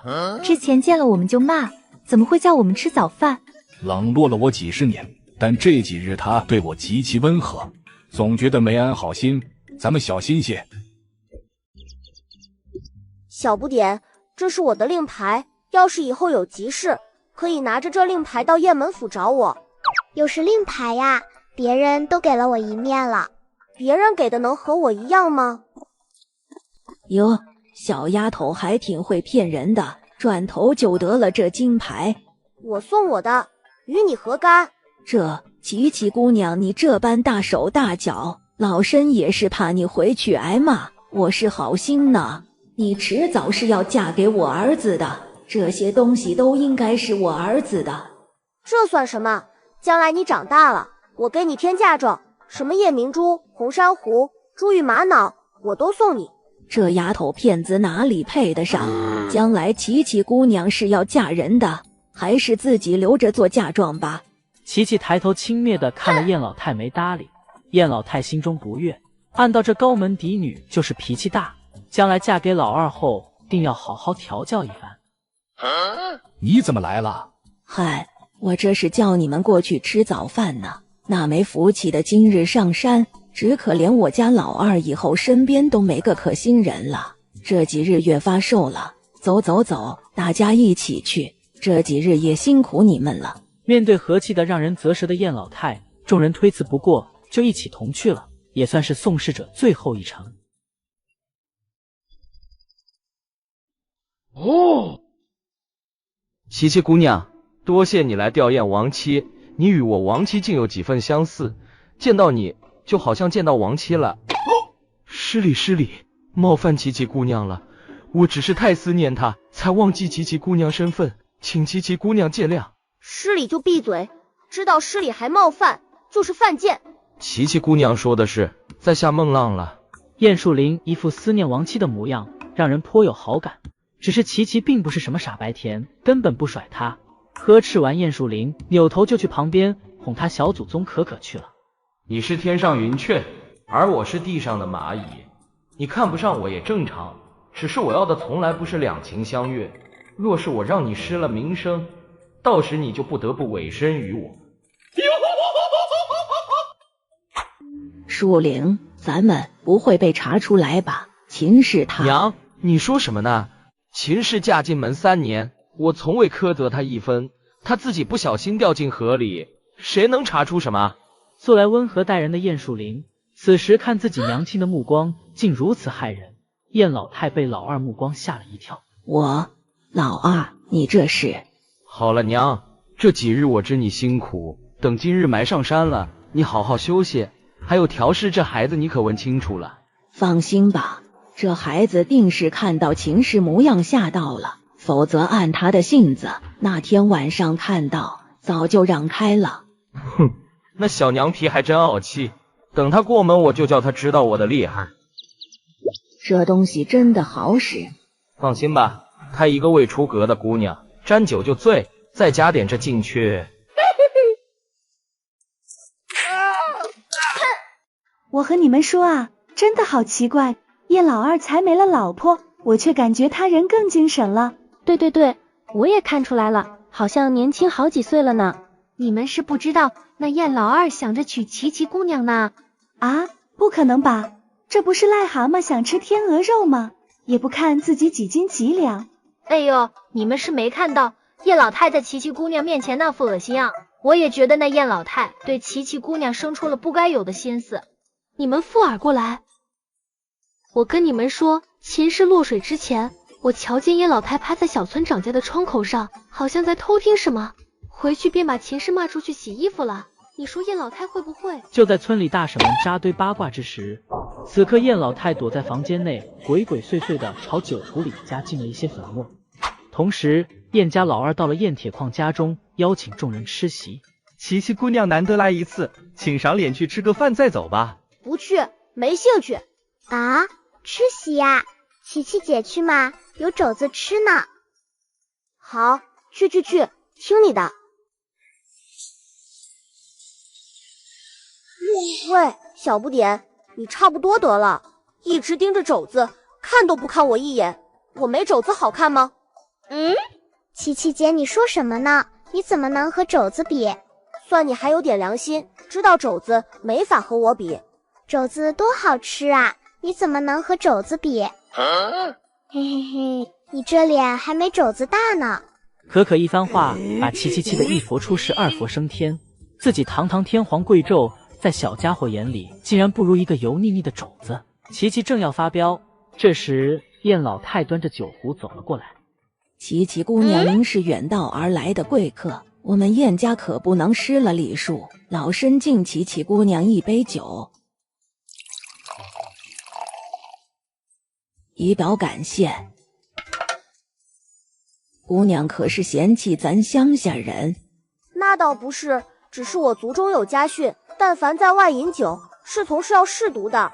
此话一出，惊得燕老太冷汗直冒，拿酒杯的手不断发抖。琪琪瞧燕老太这丑态，直接接过酒杯一饮而尽。说笑而已，你是可可的长辈，琪琪怎敢如此放肆呢？燕老太看到琪琪把酒喝了，这才踏实下来，但是心里还是有些隐隐不安。我也要喝。你这臭丫头！啊，小孩子不能喝酒，多吃些菜，下次可没这么好的机会了。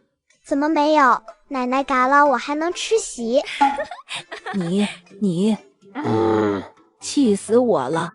琪琪冷眼看着燕老太的表演，眼底闪过一丝冷意。这老钱婆肯定在算计什么，得查清楚，免得给小丫头留下祸患。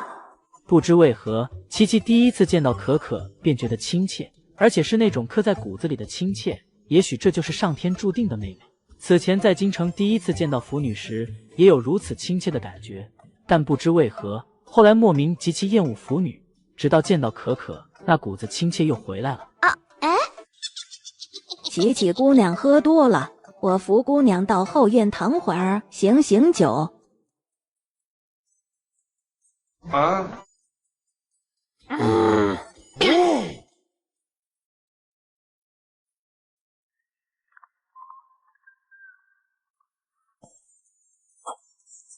还真滑嫩，你呀，遇到我家老二是你的福气，就等着享这天大的惊喜吧。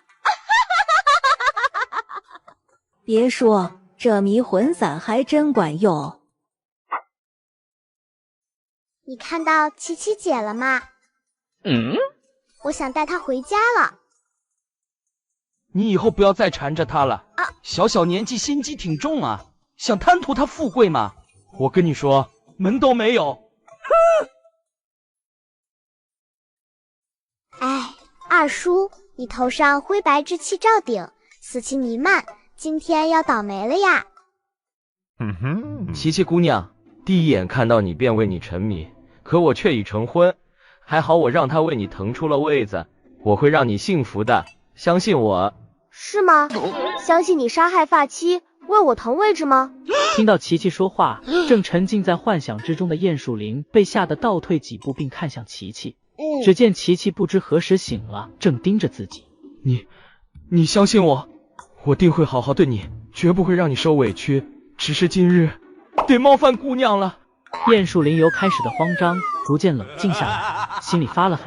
今日不成功便成人，想着一个大男人还宁不过一个小女子吗？天堂有路你不走，地狱无门你偏来头，为何要招惹我？我只想陪陪可可，并不想嘎人的。你怎么会这么厉害，对吧？你竟然是男人！此时此刻，燕树林彻底崩溃了。他为了琪琪算计一切，甚至杀害发妻，结果琪琪竟然是个男的。敢招惹本太子，你是嫌你家人命长吗？什么？你是太子？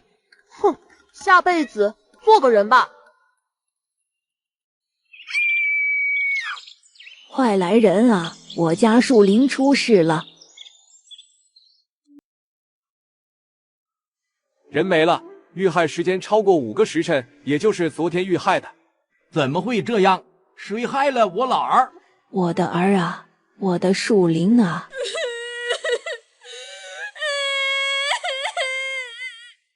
是他，一定是他嘎了我儿。昨天我儿就和他在一起。燕老太，你好没道理！昨日小村子四处找琪琪姑娘，你还说琪琪姑娘离开了，现在又扯上人家琪琪姑娘，有你这样的吗？是啊，昨可是你自己说琪琪姑娘离开了，大伙都听见了。此刻燕老太有口难言，是他算计琪琪，让燕老二对琪琪行不轨之事，又怎么可能说得出来呢？呵呵，又嘎人了。为何说又嘎人了？爹爹要娶新娘，奶奶，爹爹把娘亲按在水里，娘亲没了，现在爹爹也没了。你说什么？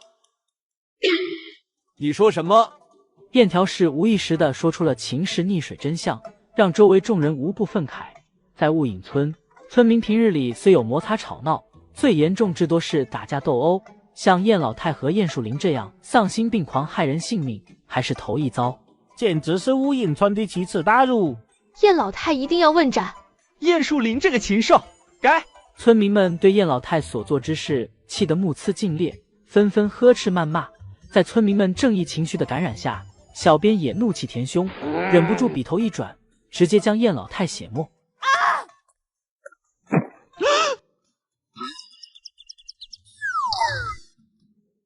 我去，难道是天神显灵了？没了，什么都没了。燕铁矿看着精神恍惚的父亲，却无一丝怜悯。他知道父亲并不无辜，这些事就算他没参与，也绝对是知道的。放纵家人行凶，谈何无辜？村长爷爷，找可可来是不是有好吃的呀？你这孩子都当村长了，还馋嘴呀？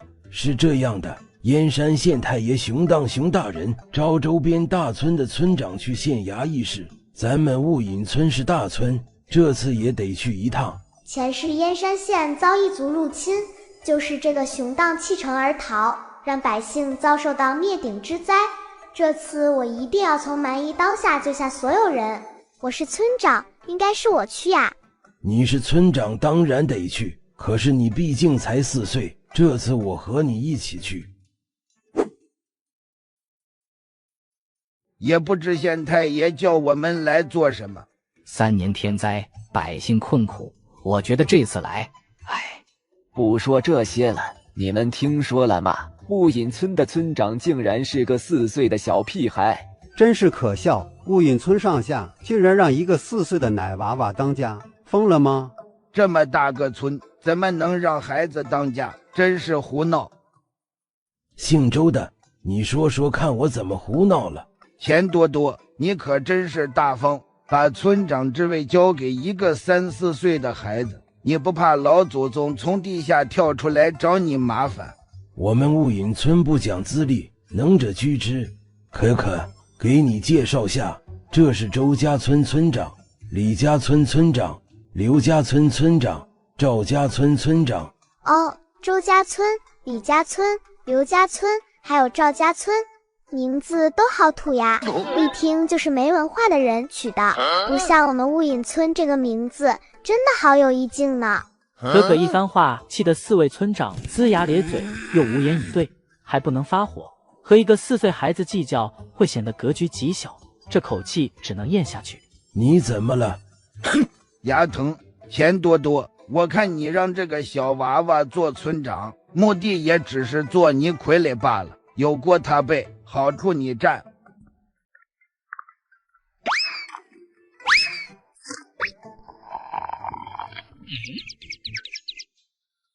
小村长辛苦了，请坐。小村长，喝口奶茶暖暖身子，还有今日点心不错。知道小村长要出差，昨日特地差人去州府的老字号鲍师娘买的点心。咱村就这个条件，看到可可你做村长如此受苦受罪，我很内疚。这一幕看得几位村长直啧舌，这叫傀儡，伺候的跟小公主似的，哪有一点傀儡的觉悟？一群孬种被一个孩子骑在头上管着，真是没脸面。切，脸面是什么？能当饭吃，能有肉吃。自从可可做了村长以后，也不知道哪里来的运气，但凡可可带人上山，回能带山鸡、野猪、野兔等猎物回村。村里硕果仅存的一头母猪，时不时自己出去溜达一圈，第2个月就下个8胞胎，养的2只羊天天有羊奶下，养的鸡也每日下蛋，从不偷懒。才多久功夫，村里共有财产就翻了好几倍。老村长只后悔没早点把位置让出去。好香啊！小村长，你喝的是什么呀？这是奶茶，新鲜羊奶去腥后加茶加糖煮的，我带来好多呢，给各位伯伯尝尝。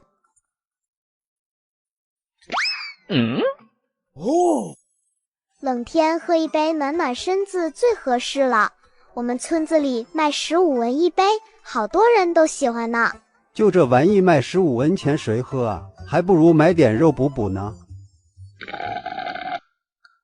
太香了！这个奶茶跨村卖吗？卖呀，可以用快狗送奶，但是得10杯起送。快狗送奶？虎仔。就是他送。大人有请各位一步大堂。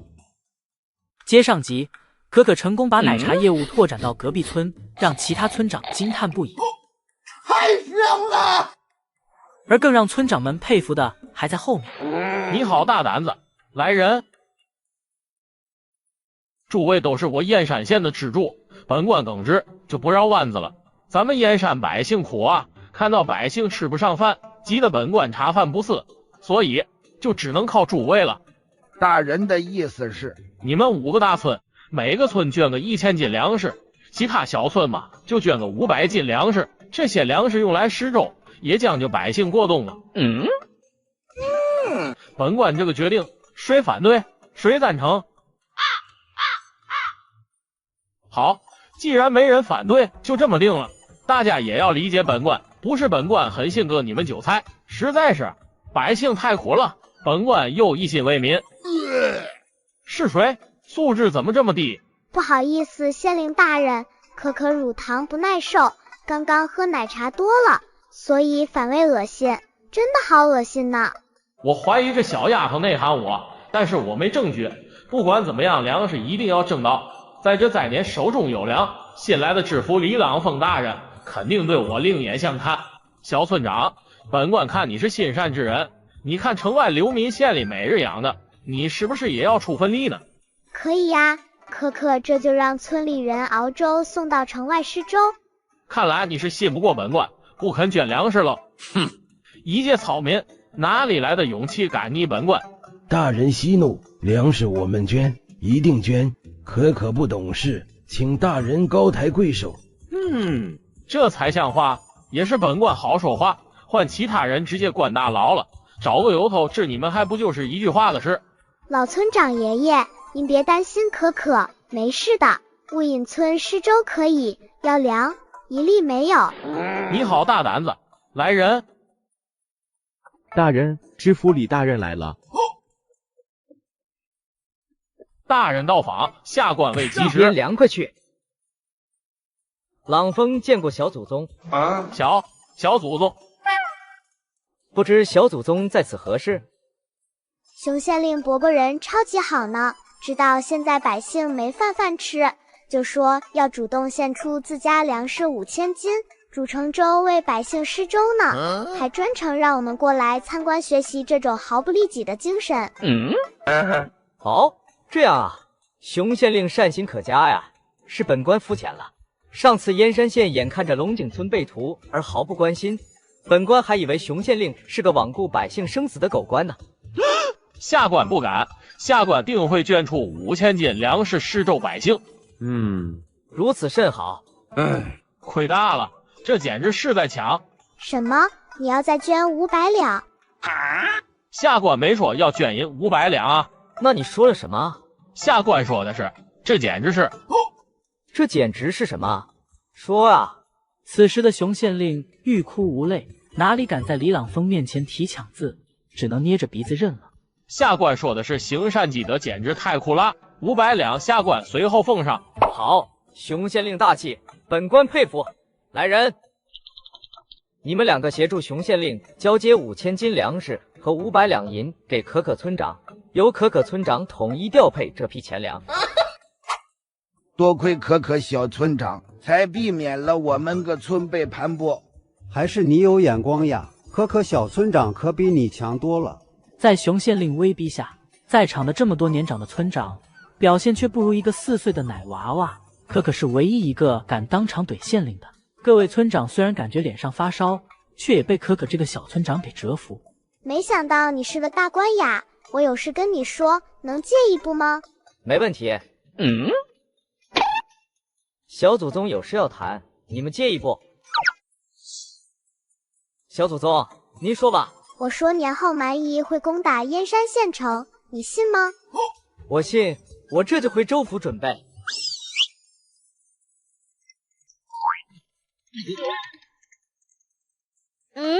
这人效率这么高吗？说走就走。爹爹，你要找好多叔叔伯伯练射箭了，这样才能保卫雾隐村。年后蛮夷可能会扫荡这里呢。好的，我这就去找人练射箭。那个大官是这样，爹爹也是这样，人类都是这么卷的吗？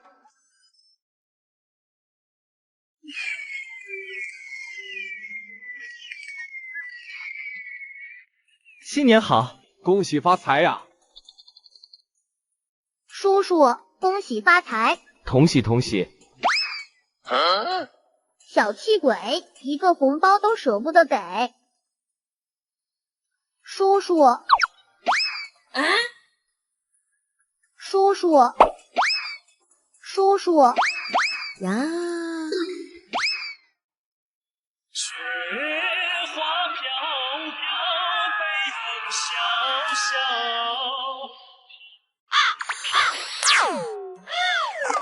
我操！竟敢吵到小主人和我聊天。娘，给我缝一个大口袋，明日出去拜年用来收红包。你还想着收红包啊？你是村长了，村民给你拜年，你是要回礼的。啊，给我拜年？不太好意思吧？那我回什么礼呢？小小心意就行了，先说好啊，可别送什么蛇虫鼠蚁，你不怕，但别人会害怕的。哦，好吧，那我想想送什么。燕刘氏听了，心里直哆嗦，没想到这个宝贝女儿居然真的打算送蛇虫鼠蚁，幸好打了招呼。见过主子，楚楚姐别叫我主子，叫可可就行。楚楚姐，你说我给明日给我拜年的村民送什么礼物才好呢？只要是您的心意，大家都会喜欢的。主子就是送我一棵草，楚楚也会一生珍惜。楚楚姐，你知道吗？其实你的命格是这世间最高贵的命格。小主子别安慰我了，我娘未婚先孕生下我，至今我都不会知道爹是谁。娘带着我嫁人，继父一喝酒就打我娘和我，娘也讨厌我，说我是灾星，不该生下我。楚楚姐别说了，你来到这个世上不是你求他的，是他自己的责任。这个世上总有很多人将自己的不幸归结于无辜孩子身上。可可突然激动起来，眼睛发红，渐渐呈现出戾气。你是世间最高贵的命格，哪一代女帝，是他们不配有你这么高贵的女儿。可可这副模样让楚楚一怔，为了让可可清醒过来，楚楚当即拉着可可的手。就算我是最高贵的命格，也要跪倒在您脚下，做您最忠诚的婢女。小主子醒醒呀！可可回过神来，愣愣地看着楚楚，女帝命会给自己做婢女。可可明显不信，转眼就不想这事，当即神识进入了自己的藏宝空间去寻礼物了。还我月月丸，好吉利的名字呀！就拿这个做小礼物吧。楚楚姐，这颗丸丸送给你，祝你顺顺利利，达成心愿哦。谢谢小主子赏赐。奴婢的愿望就是不断变强大，能够保护小主子。你怎么吃了呀？我都不知道能不能吃。楚楚感觉能吃就吃了，没事的。楚楚吃下还我月月丸不久后，突然天空乌云大作，一道闪电下来，笼罩着楚楚反复劈头，随后全部烟消云散，恢复平静。楚楚却毫发无损，只是眼神变得犀利无比。楚楚姐，你是在渡劫吗？没事吧？小主人请安心，奴婢没事。聒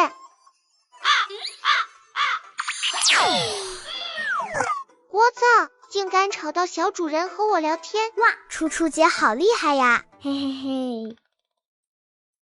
小村长，咱们一家给小村长拜年了，祝小村长永远开心。谢谢。这是我送给你们的回礼，每人一颗还我月月丸子。小祖宗，这个是吃的吗？是的，刚刚楚楚姐就吃了呢。爹娘，有东西吃了，看起来好好吃哦，快吃呀！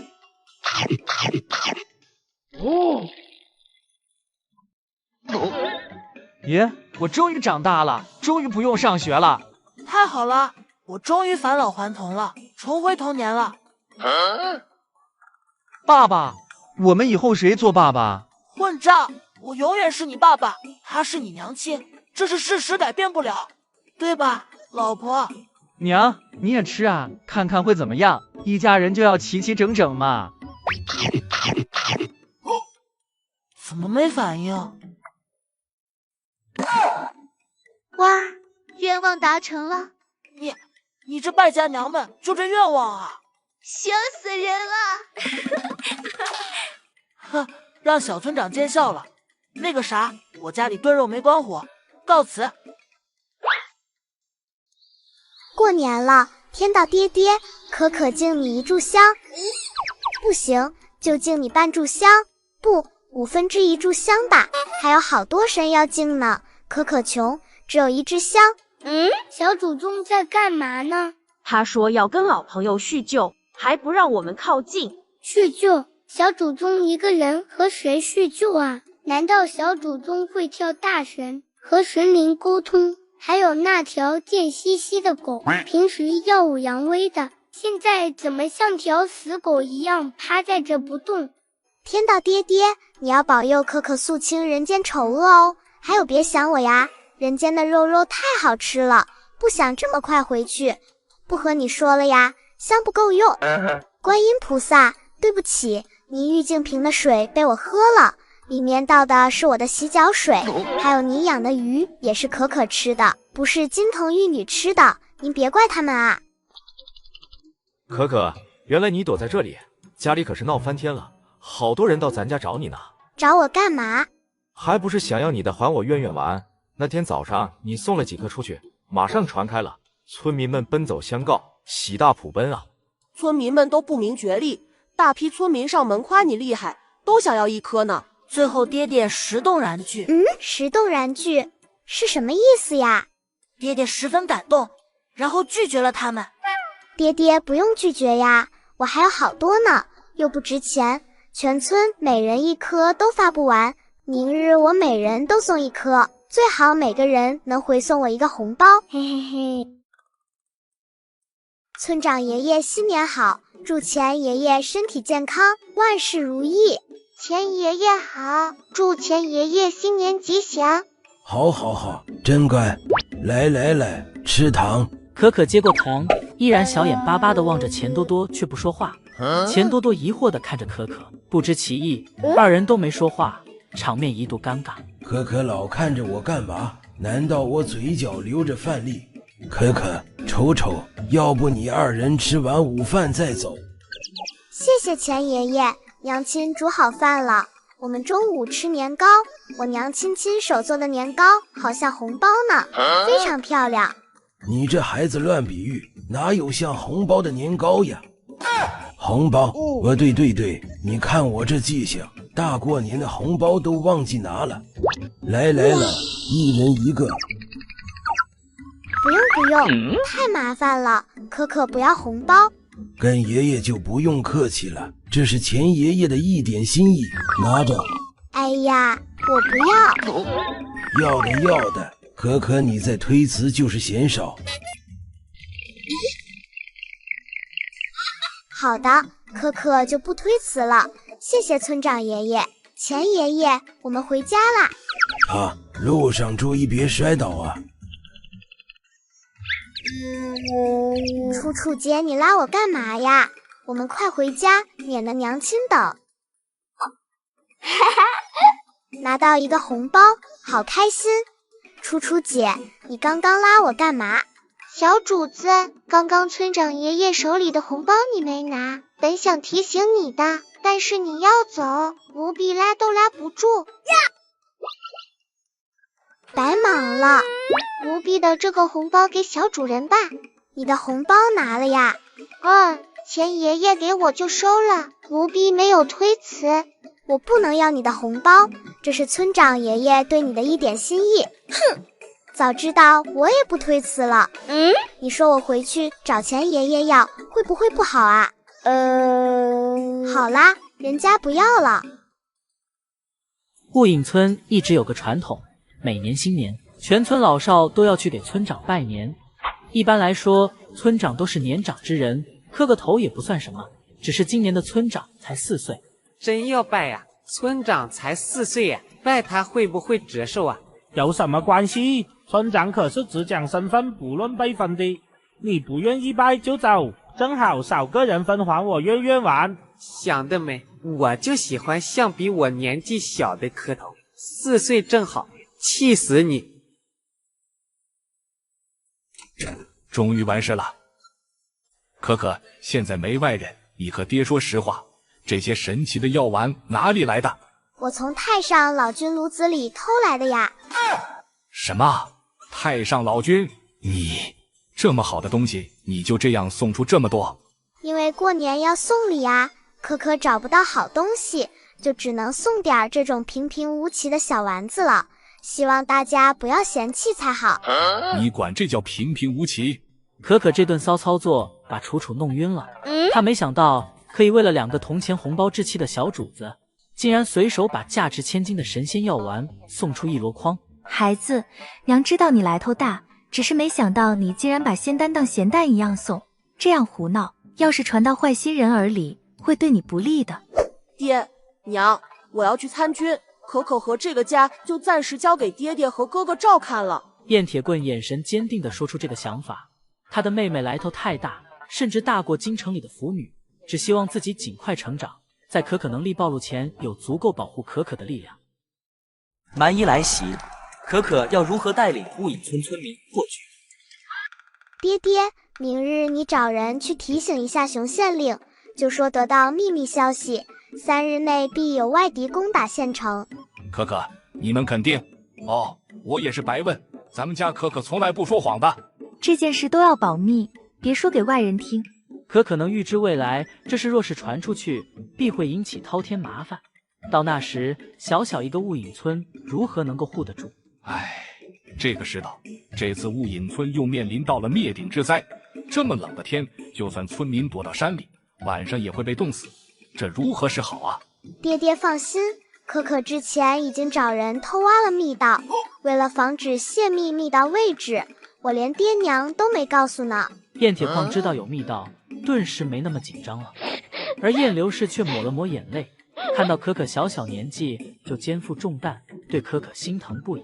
对了，爹爹，上次请你组织村民们学射箭，现在怎么样了？你可别说了，我之前都怀疑教了一群猪，怎么教都学不会，直到今天早上个个成箭神了，其中几个竟然文武双修，不仅射得一手好箭，还吟得一首好诗，简直了。这么神奇吗？他们都突然开窍了？开窍哪有这么厉害？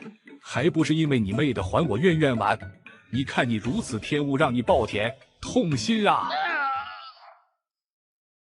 太子殿下，小祖宗，是可可姑娘。上次提醒，就在这几日，北狄会进犯燕山县，不知太子殿下如何决断？为什么？太子殿下是质疑可可姑娘的预言吗？这也正常，换谁也不会相信这种预言。这个本宫信，我只是问你，为啥叫可可小祖宗？算了，不用说了，叫小祖宗也挺好，我反而放心。你再渣也不会把小祖宗当白菜拱吧？以后你就叫他小祖宗，不用改。太子殿下，你想到哪里去了？太子殿下是在暗指我是猪吗？说正事吧，本宫之前男扮女装卧底北狄据点乌龙寨，本以为可打探到北狄进犯时间，没想到因为那个傻丫头误打误撞灭了乌龙寨，还把我救到雾隐村，坏我的士气的我几乎发狂。殿下息怒，小祖宗很可爱的。北狄进犯的时间和地点还是他告诉臣的。没想到兜兜转转，本宫的目的还是达成了，不知道是不是缘分。不是说正事吗？怎么扯到缘分了？殿下是不是需要派兵驻守燕山县？不必，免得打草惊蛇。等到北狄部队到达燕山县附近，我们再去堵他，让他们进退两难。殿下英明。蛮夷即将前来扫荡，我记得前世这次蛮夷进攻，大量百姓被屠戮。哎，几次提醒熊县令，也未见他有任何防备动作，该怎么办呢？这一个个沉甸甸的生命，让可可多少有些心堵。可可能拿回被窃取的气运，也可以改变身边人的命运，只是这一切都是涉及自身才行。神明是不能插手凡间不影响自己的人和事的。小主子，今日您出来到处查看，是不是最近有什么大事要发生？如果你知道有一场大规模杀戮即将开始，你会怎么办？会告诉那些人吗？就算小主子告诉那些人，他们也不会信的，更不会逃。人对于没有发生的事情总是怀疑的，况且奴婢相信小主子已经提醒过了吧。可可这时心情格外沉重，知道的越多，压力越大，而可可也才4岁而已。的确已经提醒过了，我们回家吧。老村长，不好了，李家村那边出事了。我在山头发现李家村那边一片火光，还传来喊杀声和马蹄声。什么？又来了？怎么办？你告诉我干嘛？怎么不去报告村长？可是可可村长才4岁，这么大的事找他。如此小看小村长，你糊涂。走，现在就去可可家。事情就是这样，可可怎么办啊？要不派人去报告县令，派兵来保护村子吧。县城自身难保，别想了。那怎么办？难道就等死吗？要是有个躲藏的地方就好了。是否知道这次来村扫荡的蛮夷有多少人？看样子不是太多，应该有400-500人。爹爹，你带神箭队去李家村到雾隐村的必经之路欢乐谷埋伏吧，射杀掉对方200人后，马上撤回村里。好，没问题，我马上带人去埋伏。钱爷爷，叫人在村口地上撒满火油吧。你马上带人去做。好的。还有，我早就秘密叫人挖了密道以防万一。钱爷爷，你安排老弱妇孺都躲进去吧。你竟然挖了地道，太好了太好了，可可你还真是小祖宗。祖宗真没骗我啊。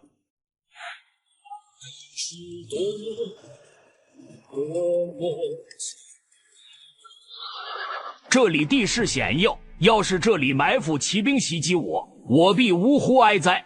只可惜男人懦弱，这次来美人、财宝、粮食，我通通要包圆。这货咋回事？难道乱吃云南菌子，产生幻觉了？别废话，待会瞄准再射，每人射4箭，射完就跑。准备放箭。报告头领，俺的小心肝突然砰砰乱跳，好像有一种要坏事的感觉，好像……你不但乌鸦嘴，还没文化，这叫不祥之兆。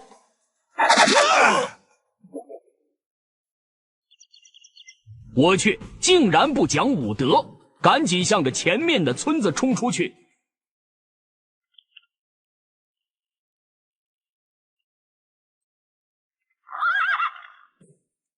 来人，报损！头领，士兵损失250，还剩250。沃尼玛，此仇不报非君子！给我冲进去！报告头领，俺看这村前空无一人，门户大开，小心有诈啊！我家大门常打开，开放怀抱的你。你过来呀！溜了。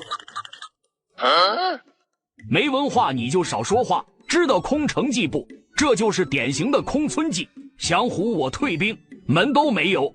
报告头领，这地上好像有。你再避避老子嘎了你，烦不烦？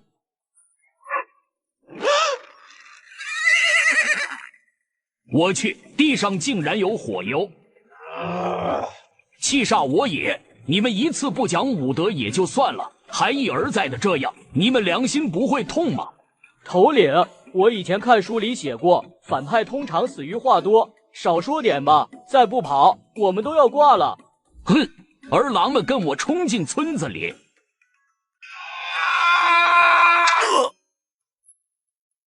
头领，我以前看书里写过，反派通常死于话多，少说点吧，再不跑，我们都要挂了。哼，儿郎们跟我冲进村子里！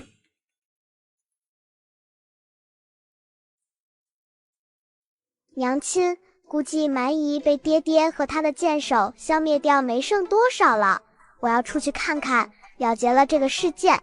不行，太危险了，你不能出去。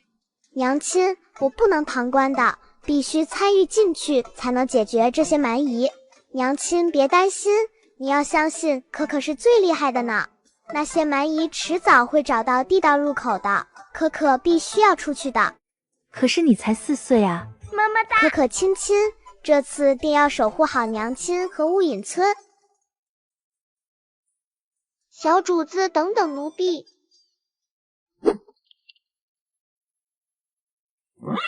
来人，报数。头领，刀阔卑职在内，还剩5人，就这么几个人，还报个锤子数？7人太甚。怎么没人？都逃走了吗？奸细何在？小的在。怎么回事？一个人都没有，粮食也没有。北狄为了顺利扫荡，早就在各个村子里买通了内奸，可可封锁了挖地道的消息。这个内奸自然也不清楚，只知道此时村民全进地道了，但不知道入口在哪里。村民都进地道了，小人为了给大人通报消息，所以就没进地道，也不知道具体入口，好像入口就在小村长家附近。还愣着干嘛？速速带路！大人请，这就是小村长的住处，地道口应该就在这里。你到门口把风，其余的给我搜，仔细搜。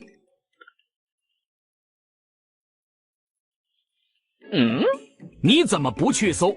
报告头领，俺感觉又有不祥之兆了。你个扫把星，怎么哪都有你？从老子领兵500人你就唱衰，到现在只剩5个兵了，你又说不祥，那么多人挂了，怎么偏偏就你没事？你给老子滚！头领，这里没有。头领，这里没有。头领，这里没有。头领，这里没有。竟然都没有。内奸，你不是说地道入口在这附近吗？怎么找不到？小村长，你是何人？什么时候来的？我就是雾隐村村长，傻大的叔叔和你说个事，你再不走就要倒霉了哦。你这没断奶的小娃大言不惭，竟敢威胁我，我就站在这里不走，看看怎么个倒霉法。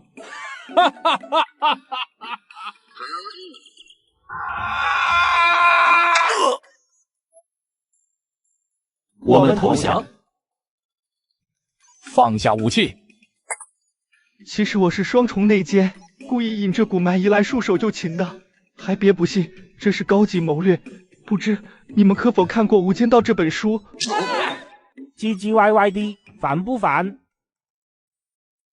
可可，这一波蛮夷被灭了，不知还会不会有下一波？接下来咱们怎么办？钱爷爷，接下来雾隐村暂时没事了，记得要找人去打扫战场哦。衣物、兵器、钱粮还有马匹这些战利品都要记得收呀。对，我马上让人去收。虽然可可面带笑容，但心里并无多少喜悦，只是静静地看着燕山县的方向。我要去那里。那边不是燕山县吗？我要去燕山县，琪琪姐姐应该也会去的。太帅了，如此帅气的脸蛋，上天都嫉妒。谁想我了呀？可此时的可可遥望着燕山县，却心事重重，因为他信不过熊县令。为了以防万一，他还将此事告诉了李朗峰，只是怕李朗峰的州府那边面临的压力更大，很可能自顾不暇，因为主战场就在州府那边。小主子，我随你一起去吧。要去哪里？这次雾隐村大胜蛮夷，全村狂欢，但是可可却无半分喜色。燕流氏一直觉得可可面色不太好，心里藏事了。我要去县城看看。孩子，你小年纪为何要承受这么多？娘只想你平平安安的。放心啊，娘，可可不会有事的。等可可回来，娘可要做可可最喜欢的螺蛳粉哦。燕流氏知道可可有她的使命，也有她的坚持，不可能一直待在这个小山村。这一次去县城，极有可能是龙游大海不复回了。哎，你去吧，娘知道，娘应该给你更广阔的天空，但是你要答应娘，一定要活着回来。可可答应娘，一定活着回来。小村长，你走了村里怎么办？咱们村不能没有你啊！就是，咱们有难，那个县令也没派人来，凭什么要去帮他啊？对，咱们几次有难都是靠小村长的，县里根本没理我们。你们都别说了，可可要是只顾自己，将来头一个遭殃的就是我们雾隐村。想想看，蛮夷攻陷县城后，周边所有村子都逃不过劫难。我们雾隐村因为歼灭了蛮夷的劫掠小队，所以必然会第一个受到蛮夷残忍报复。孩子，我和你一起去，还有这4位都是用剑高手，他们也自愿去县城。对，我们自愿去县城保护小村长。可可，你一定要回来呀！若你出了事，我怎么对得起列祖列宗啊？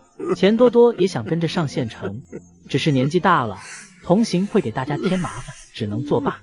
燕铁柱等3兄弟也都想跟随，但家中必须留人，所以只让燕铁柱跟随。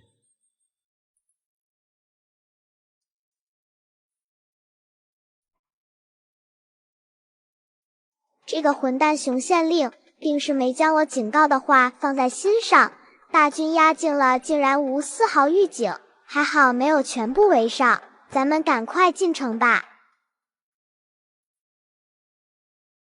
在距离燕山县城1里地距离的北狄大帐中，坐着一位年轻人，身边还站着2位瑟瑟发抖的婢女。你们怕什么？本王是老虎吗？王爷，您尊贵之身，这2个边境草民怎么配伺候您呢？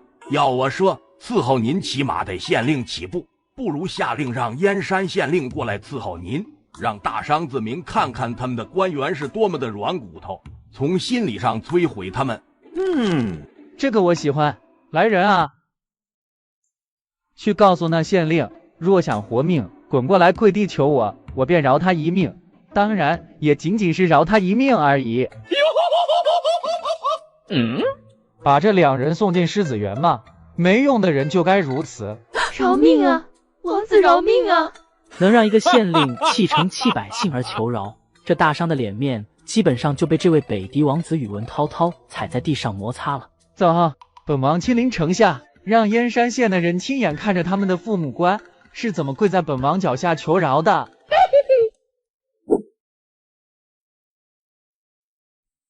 大人，如今城里有精兵2000人，方才已派人快马加鞭去州府求救了，而且太子殿下驻军就在附近，咱们只要撑住就能解围。是吗？朕能解围。县令大人，若要活命，立刻弃城而出，到我王子殿下跟前跪下求饶，便放你一条生路。我北狄大军5000，皆是精兵，尔等不要做无谓的抵抗。本被吓得瑟瑟发抖的熊县令一听还有生机，惊喜万分，什么尊严人格根本不在乎，立马喊道：此话当真？当真，我们北狄是讲信用的，不要犹豫哦，活命机会不等人。好，大家都是一口唾沫一口定的爽快人，我这就下去。大人，使不得呀！大人去不得呀！他们这是故意要羞辱您。身为大商朝廷命官，他们这群蛮夷怎配受您跪拜？请大人三思。大人，只要咱们坚持到救援，一定能撑过去的。如今城内无数百姓都看着您啊！混账东西！你是县令还是本官是县令？本官是为了自己求饶吗？还不是为了这全城的百姓安全着想？你是代表大商的朝廷命官，将来必被灭9族。熊县令才不在乎这些，他的家当早就让家人带出城了，只要他安全出城，远离战场，隐匿起来做个富家翁也未尝不好。开门！若是不开，本官今日便将你斩首在这城门口。今日你若出了这道门，我便不再把你当做同胞。你想清楚了。这个笨蛋果然和前世一样，一命提前告诉他了，依然还是准备弃城逃走。你算什么东西，也敢阻挠本官决定？本官是为百姓出城。开门！爹爹，你上城墙上看着熊县令，如果下跪，就直接放箭。我出去治治这群没人性的蛮夷。不可呀，太危险了，不如……哥哥，没关系的，相信可可好吗？那我陪你一起出去。不用了，楚楚和虎仔陪我出去就行。好，爹也不劝你了。如果你有事，爹爹拼了老命也要为你报仇。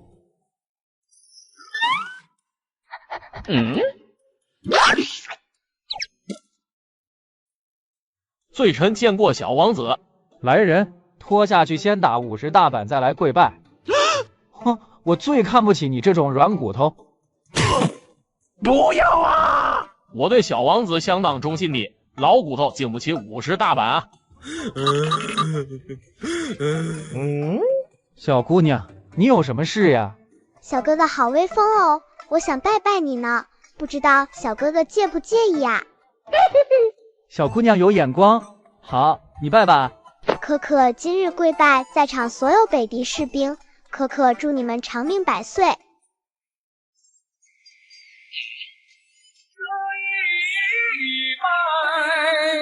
生死不改。哼，让你们为非作歹。哈哈哈！我从小就练习金钟罩铁布衫，这点天雷能奈我何？想不到我没事吧？金钟罩铁布衫是什么？好吃吗？回去叫我娘做，我娘肯定会。小屁孩，你过分了，竟然连金钟罩铁布衫都不知道。本王就和你说道，很久很久以前，有一个天赋异禀的年轻人。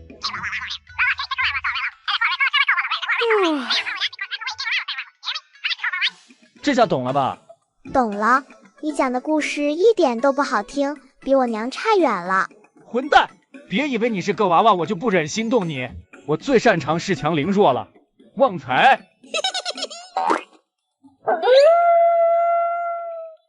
去，用狮子搏兔的威猛架势吞了它。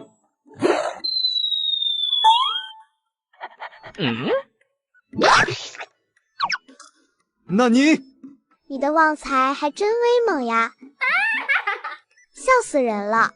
卑鄙，竟然放狗截胡，看样子我得亲自出手了。拿命来！让你打，我就不相信天道爹爹不管我。我就知道我是爹爹最爱的崽，下次你不许叫我爹爹了。可可扭头一看，身边出现了一位少年，剑眉星目，却带着一股杀伐之气，眉宇间满满的少年豪情。只觉得这少年如此面熟，却又想不起来是谁。你不就是那个谁吗？那个老谁家的小谁，对吧？你说什么呢？真可爱，这要是我亲生妹妹多好啊！哎呀，人家想不起你是谁了嘛，就感觉认识你。可可，先叫人把这个所谓的小王子抓进县城吧，这可是个天大的功劳。等我战胜归来，会好好和你解释的。再见。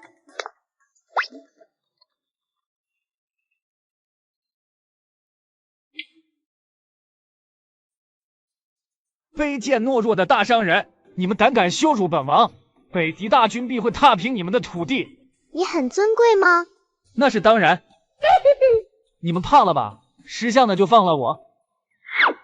哎，你们干嘛？哎，咬我干嘛？还有没有点基本的素质？哇，你真的很贵哦，这些钱财换成粮食，可以救活好多人呢。刁民！你们这些刁民怎敢如此对本王？我要见你们皇帝！这里山高皇帝远，你怎么可能见皇帝？别痴心妄想了。爹爹，换个地方摇吧，地上满了。好的。果然很贵，我们全村加起来都没有他有钱。卑鄙无耻，此仇不报非。牙齿怎么会闪光？没什么，早上没刷牙。应该是菜叶粘牙上了。小主子，是金牙，奴婢看到了，好闪好闪的金牙，肯定是价值万金的炫彩金。宇文涛涛自小锦衣玉食，一次不小心摔断了一颗牙齿，为了好看，特意选了最夺目的炫彩金，打造了一颗金牙，可炫可用，一举两得。好像有几颗蛀牙呢，带到内室给他做牙齿护理，再仔细检查检查他身上还有没有好东西。小王爷真是好人啊，千里敌国送钱粮这种事一般人还真做不出来，你做到了，我替大商百姓谢谢你。话音刚落，几个村民眼睛冒着光，把宇文涛涛拖进了里屋，顿时传来了阵阵嚎叫声。救命啊！燕山县主簿黄辉逢见过可可姑娘，可可姑娘神威令在下傻眼，简直是神迹。黄伯伯不要这样夸奖可可嘛，可可会骄傲的。如今燕山县新县令还未到任，还请可可姑娘暂时接管燕山县，有您在，燕山百姓才能安心。啊，可是我才4岁呀，不行的，我可不想到县衙上班。不用劳烦可可姑娘做事的，只要挂个名，让百姓知道可可姑娘还在燕山县即可。哦，那好吧，哥哥，那个神马丸子探讨的差不多了，就先关押吧，稍后送到州府给李朗峰小叔叔吧。大哥哥，你这么快就打胜仗回来了呀？哎，敌人一碰即溃，说到底，这次还是沾了可可的光。咦，怎么这么多好东西放地上？哦，这些都是从那个小丸子身上摇下来的，我准备用来接济百姓和灾民呢。太子知道可可说的接济百姓和灾民，言下之意就是你别打这些宝贝的主意。只是太子此时实在有些情何以堪，自己打了这么多战，还没可可一次赚得多。以前也抓过俘虏，但从来没想过摇俘虏。大哥哥，你到底是谁呀？不是说过要和我好好解释的吗？那我们换个地方聊。好呀，那我们去旁边院子。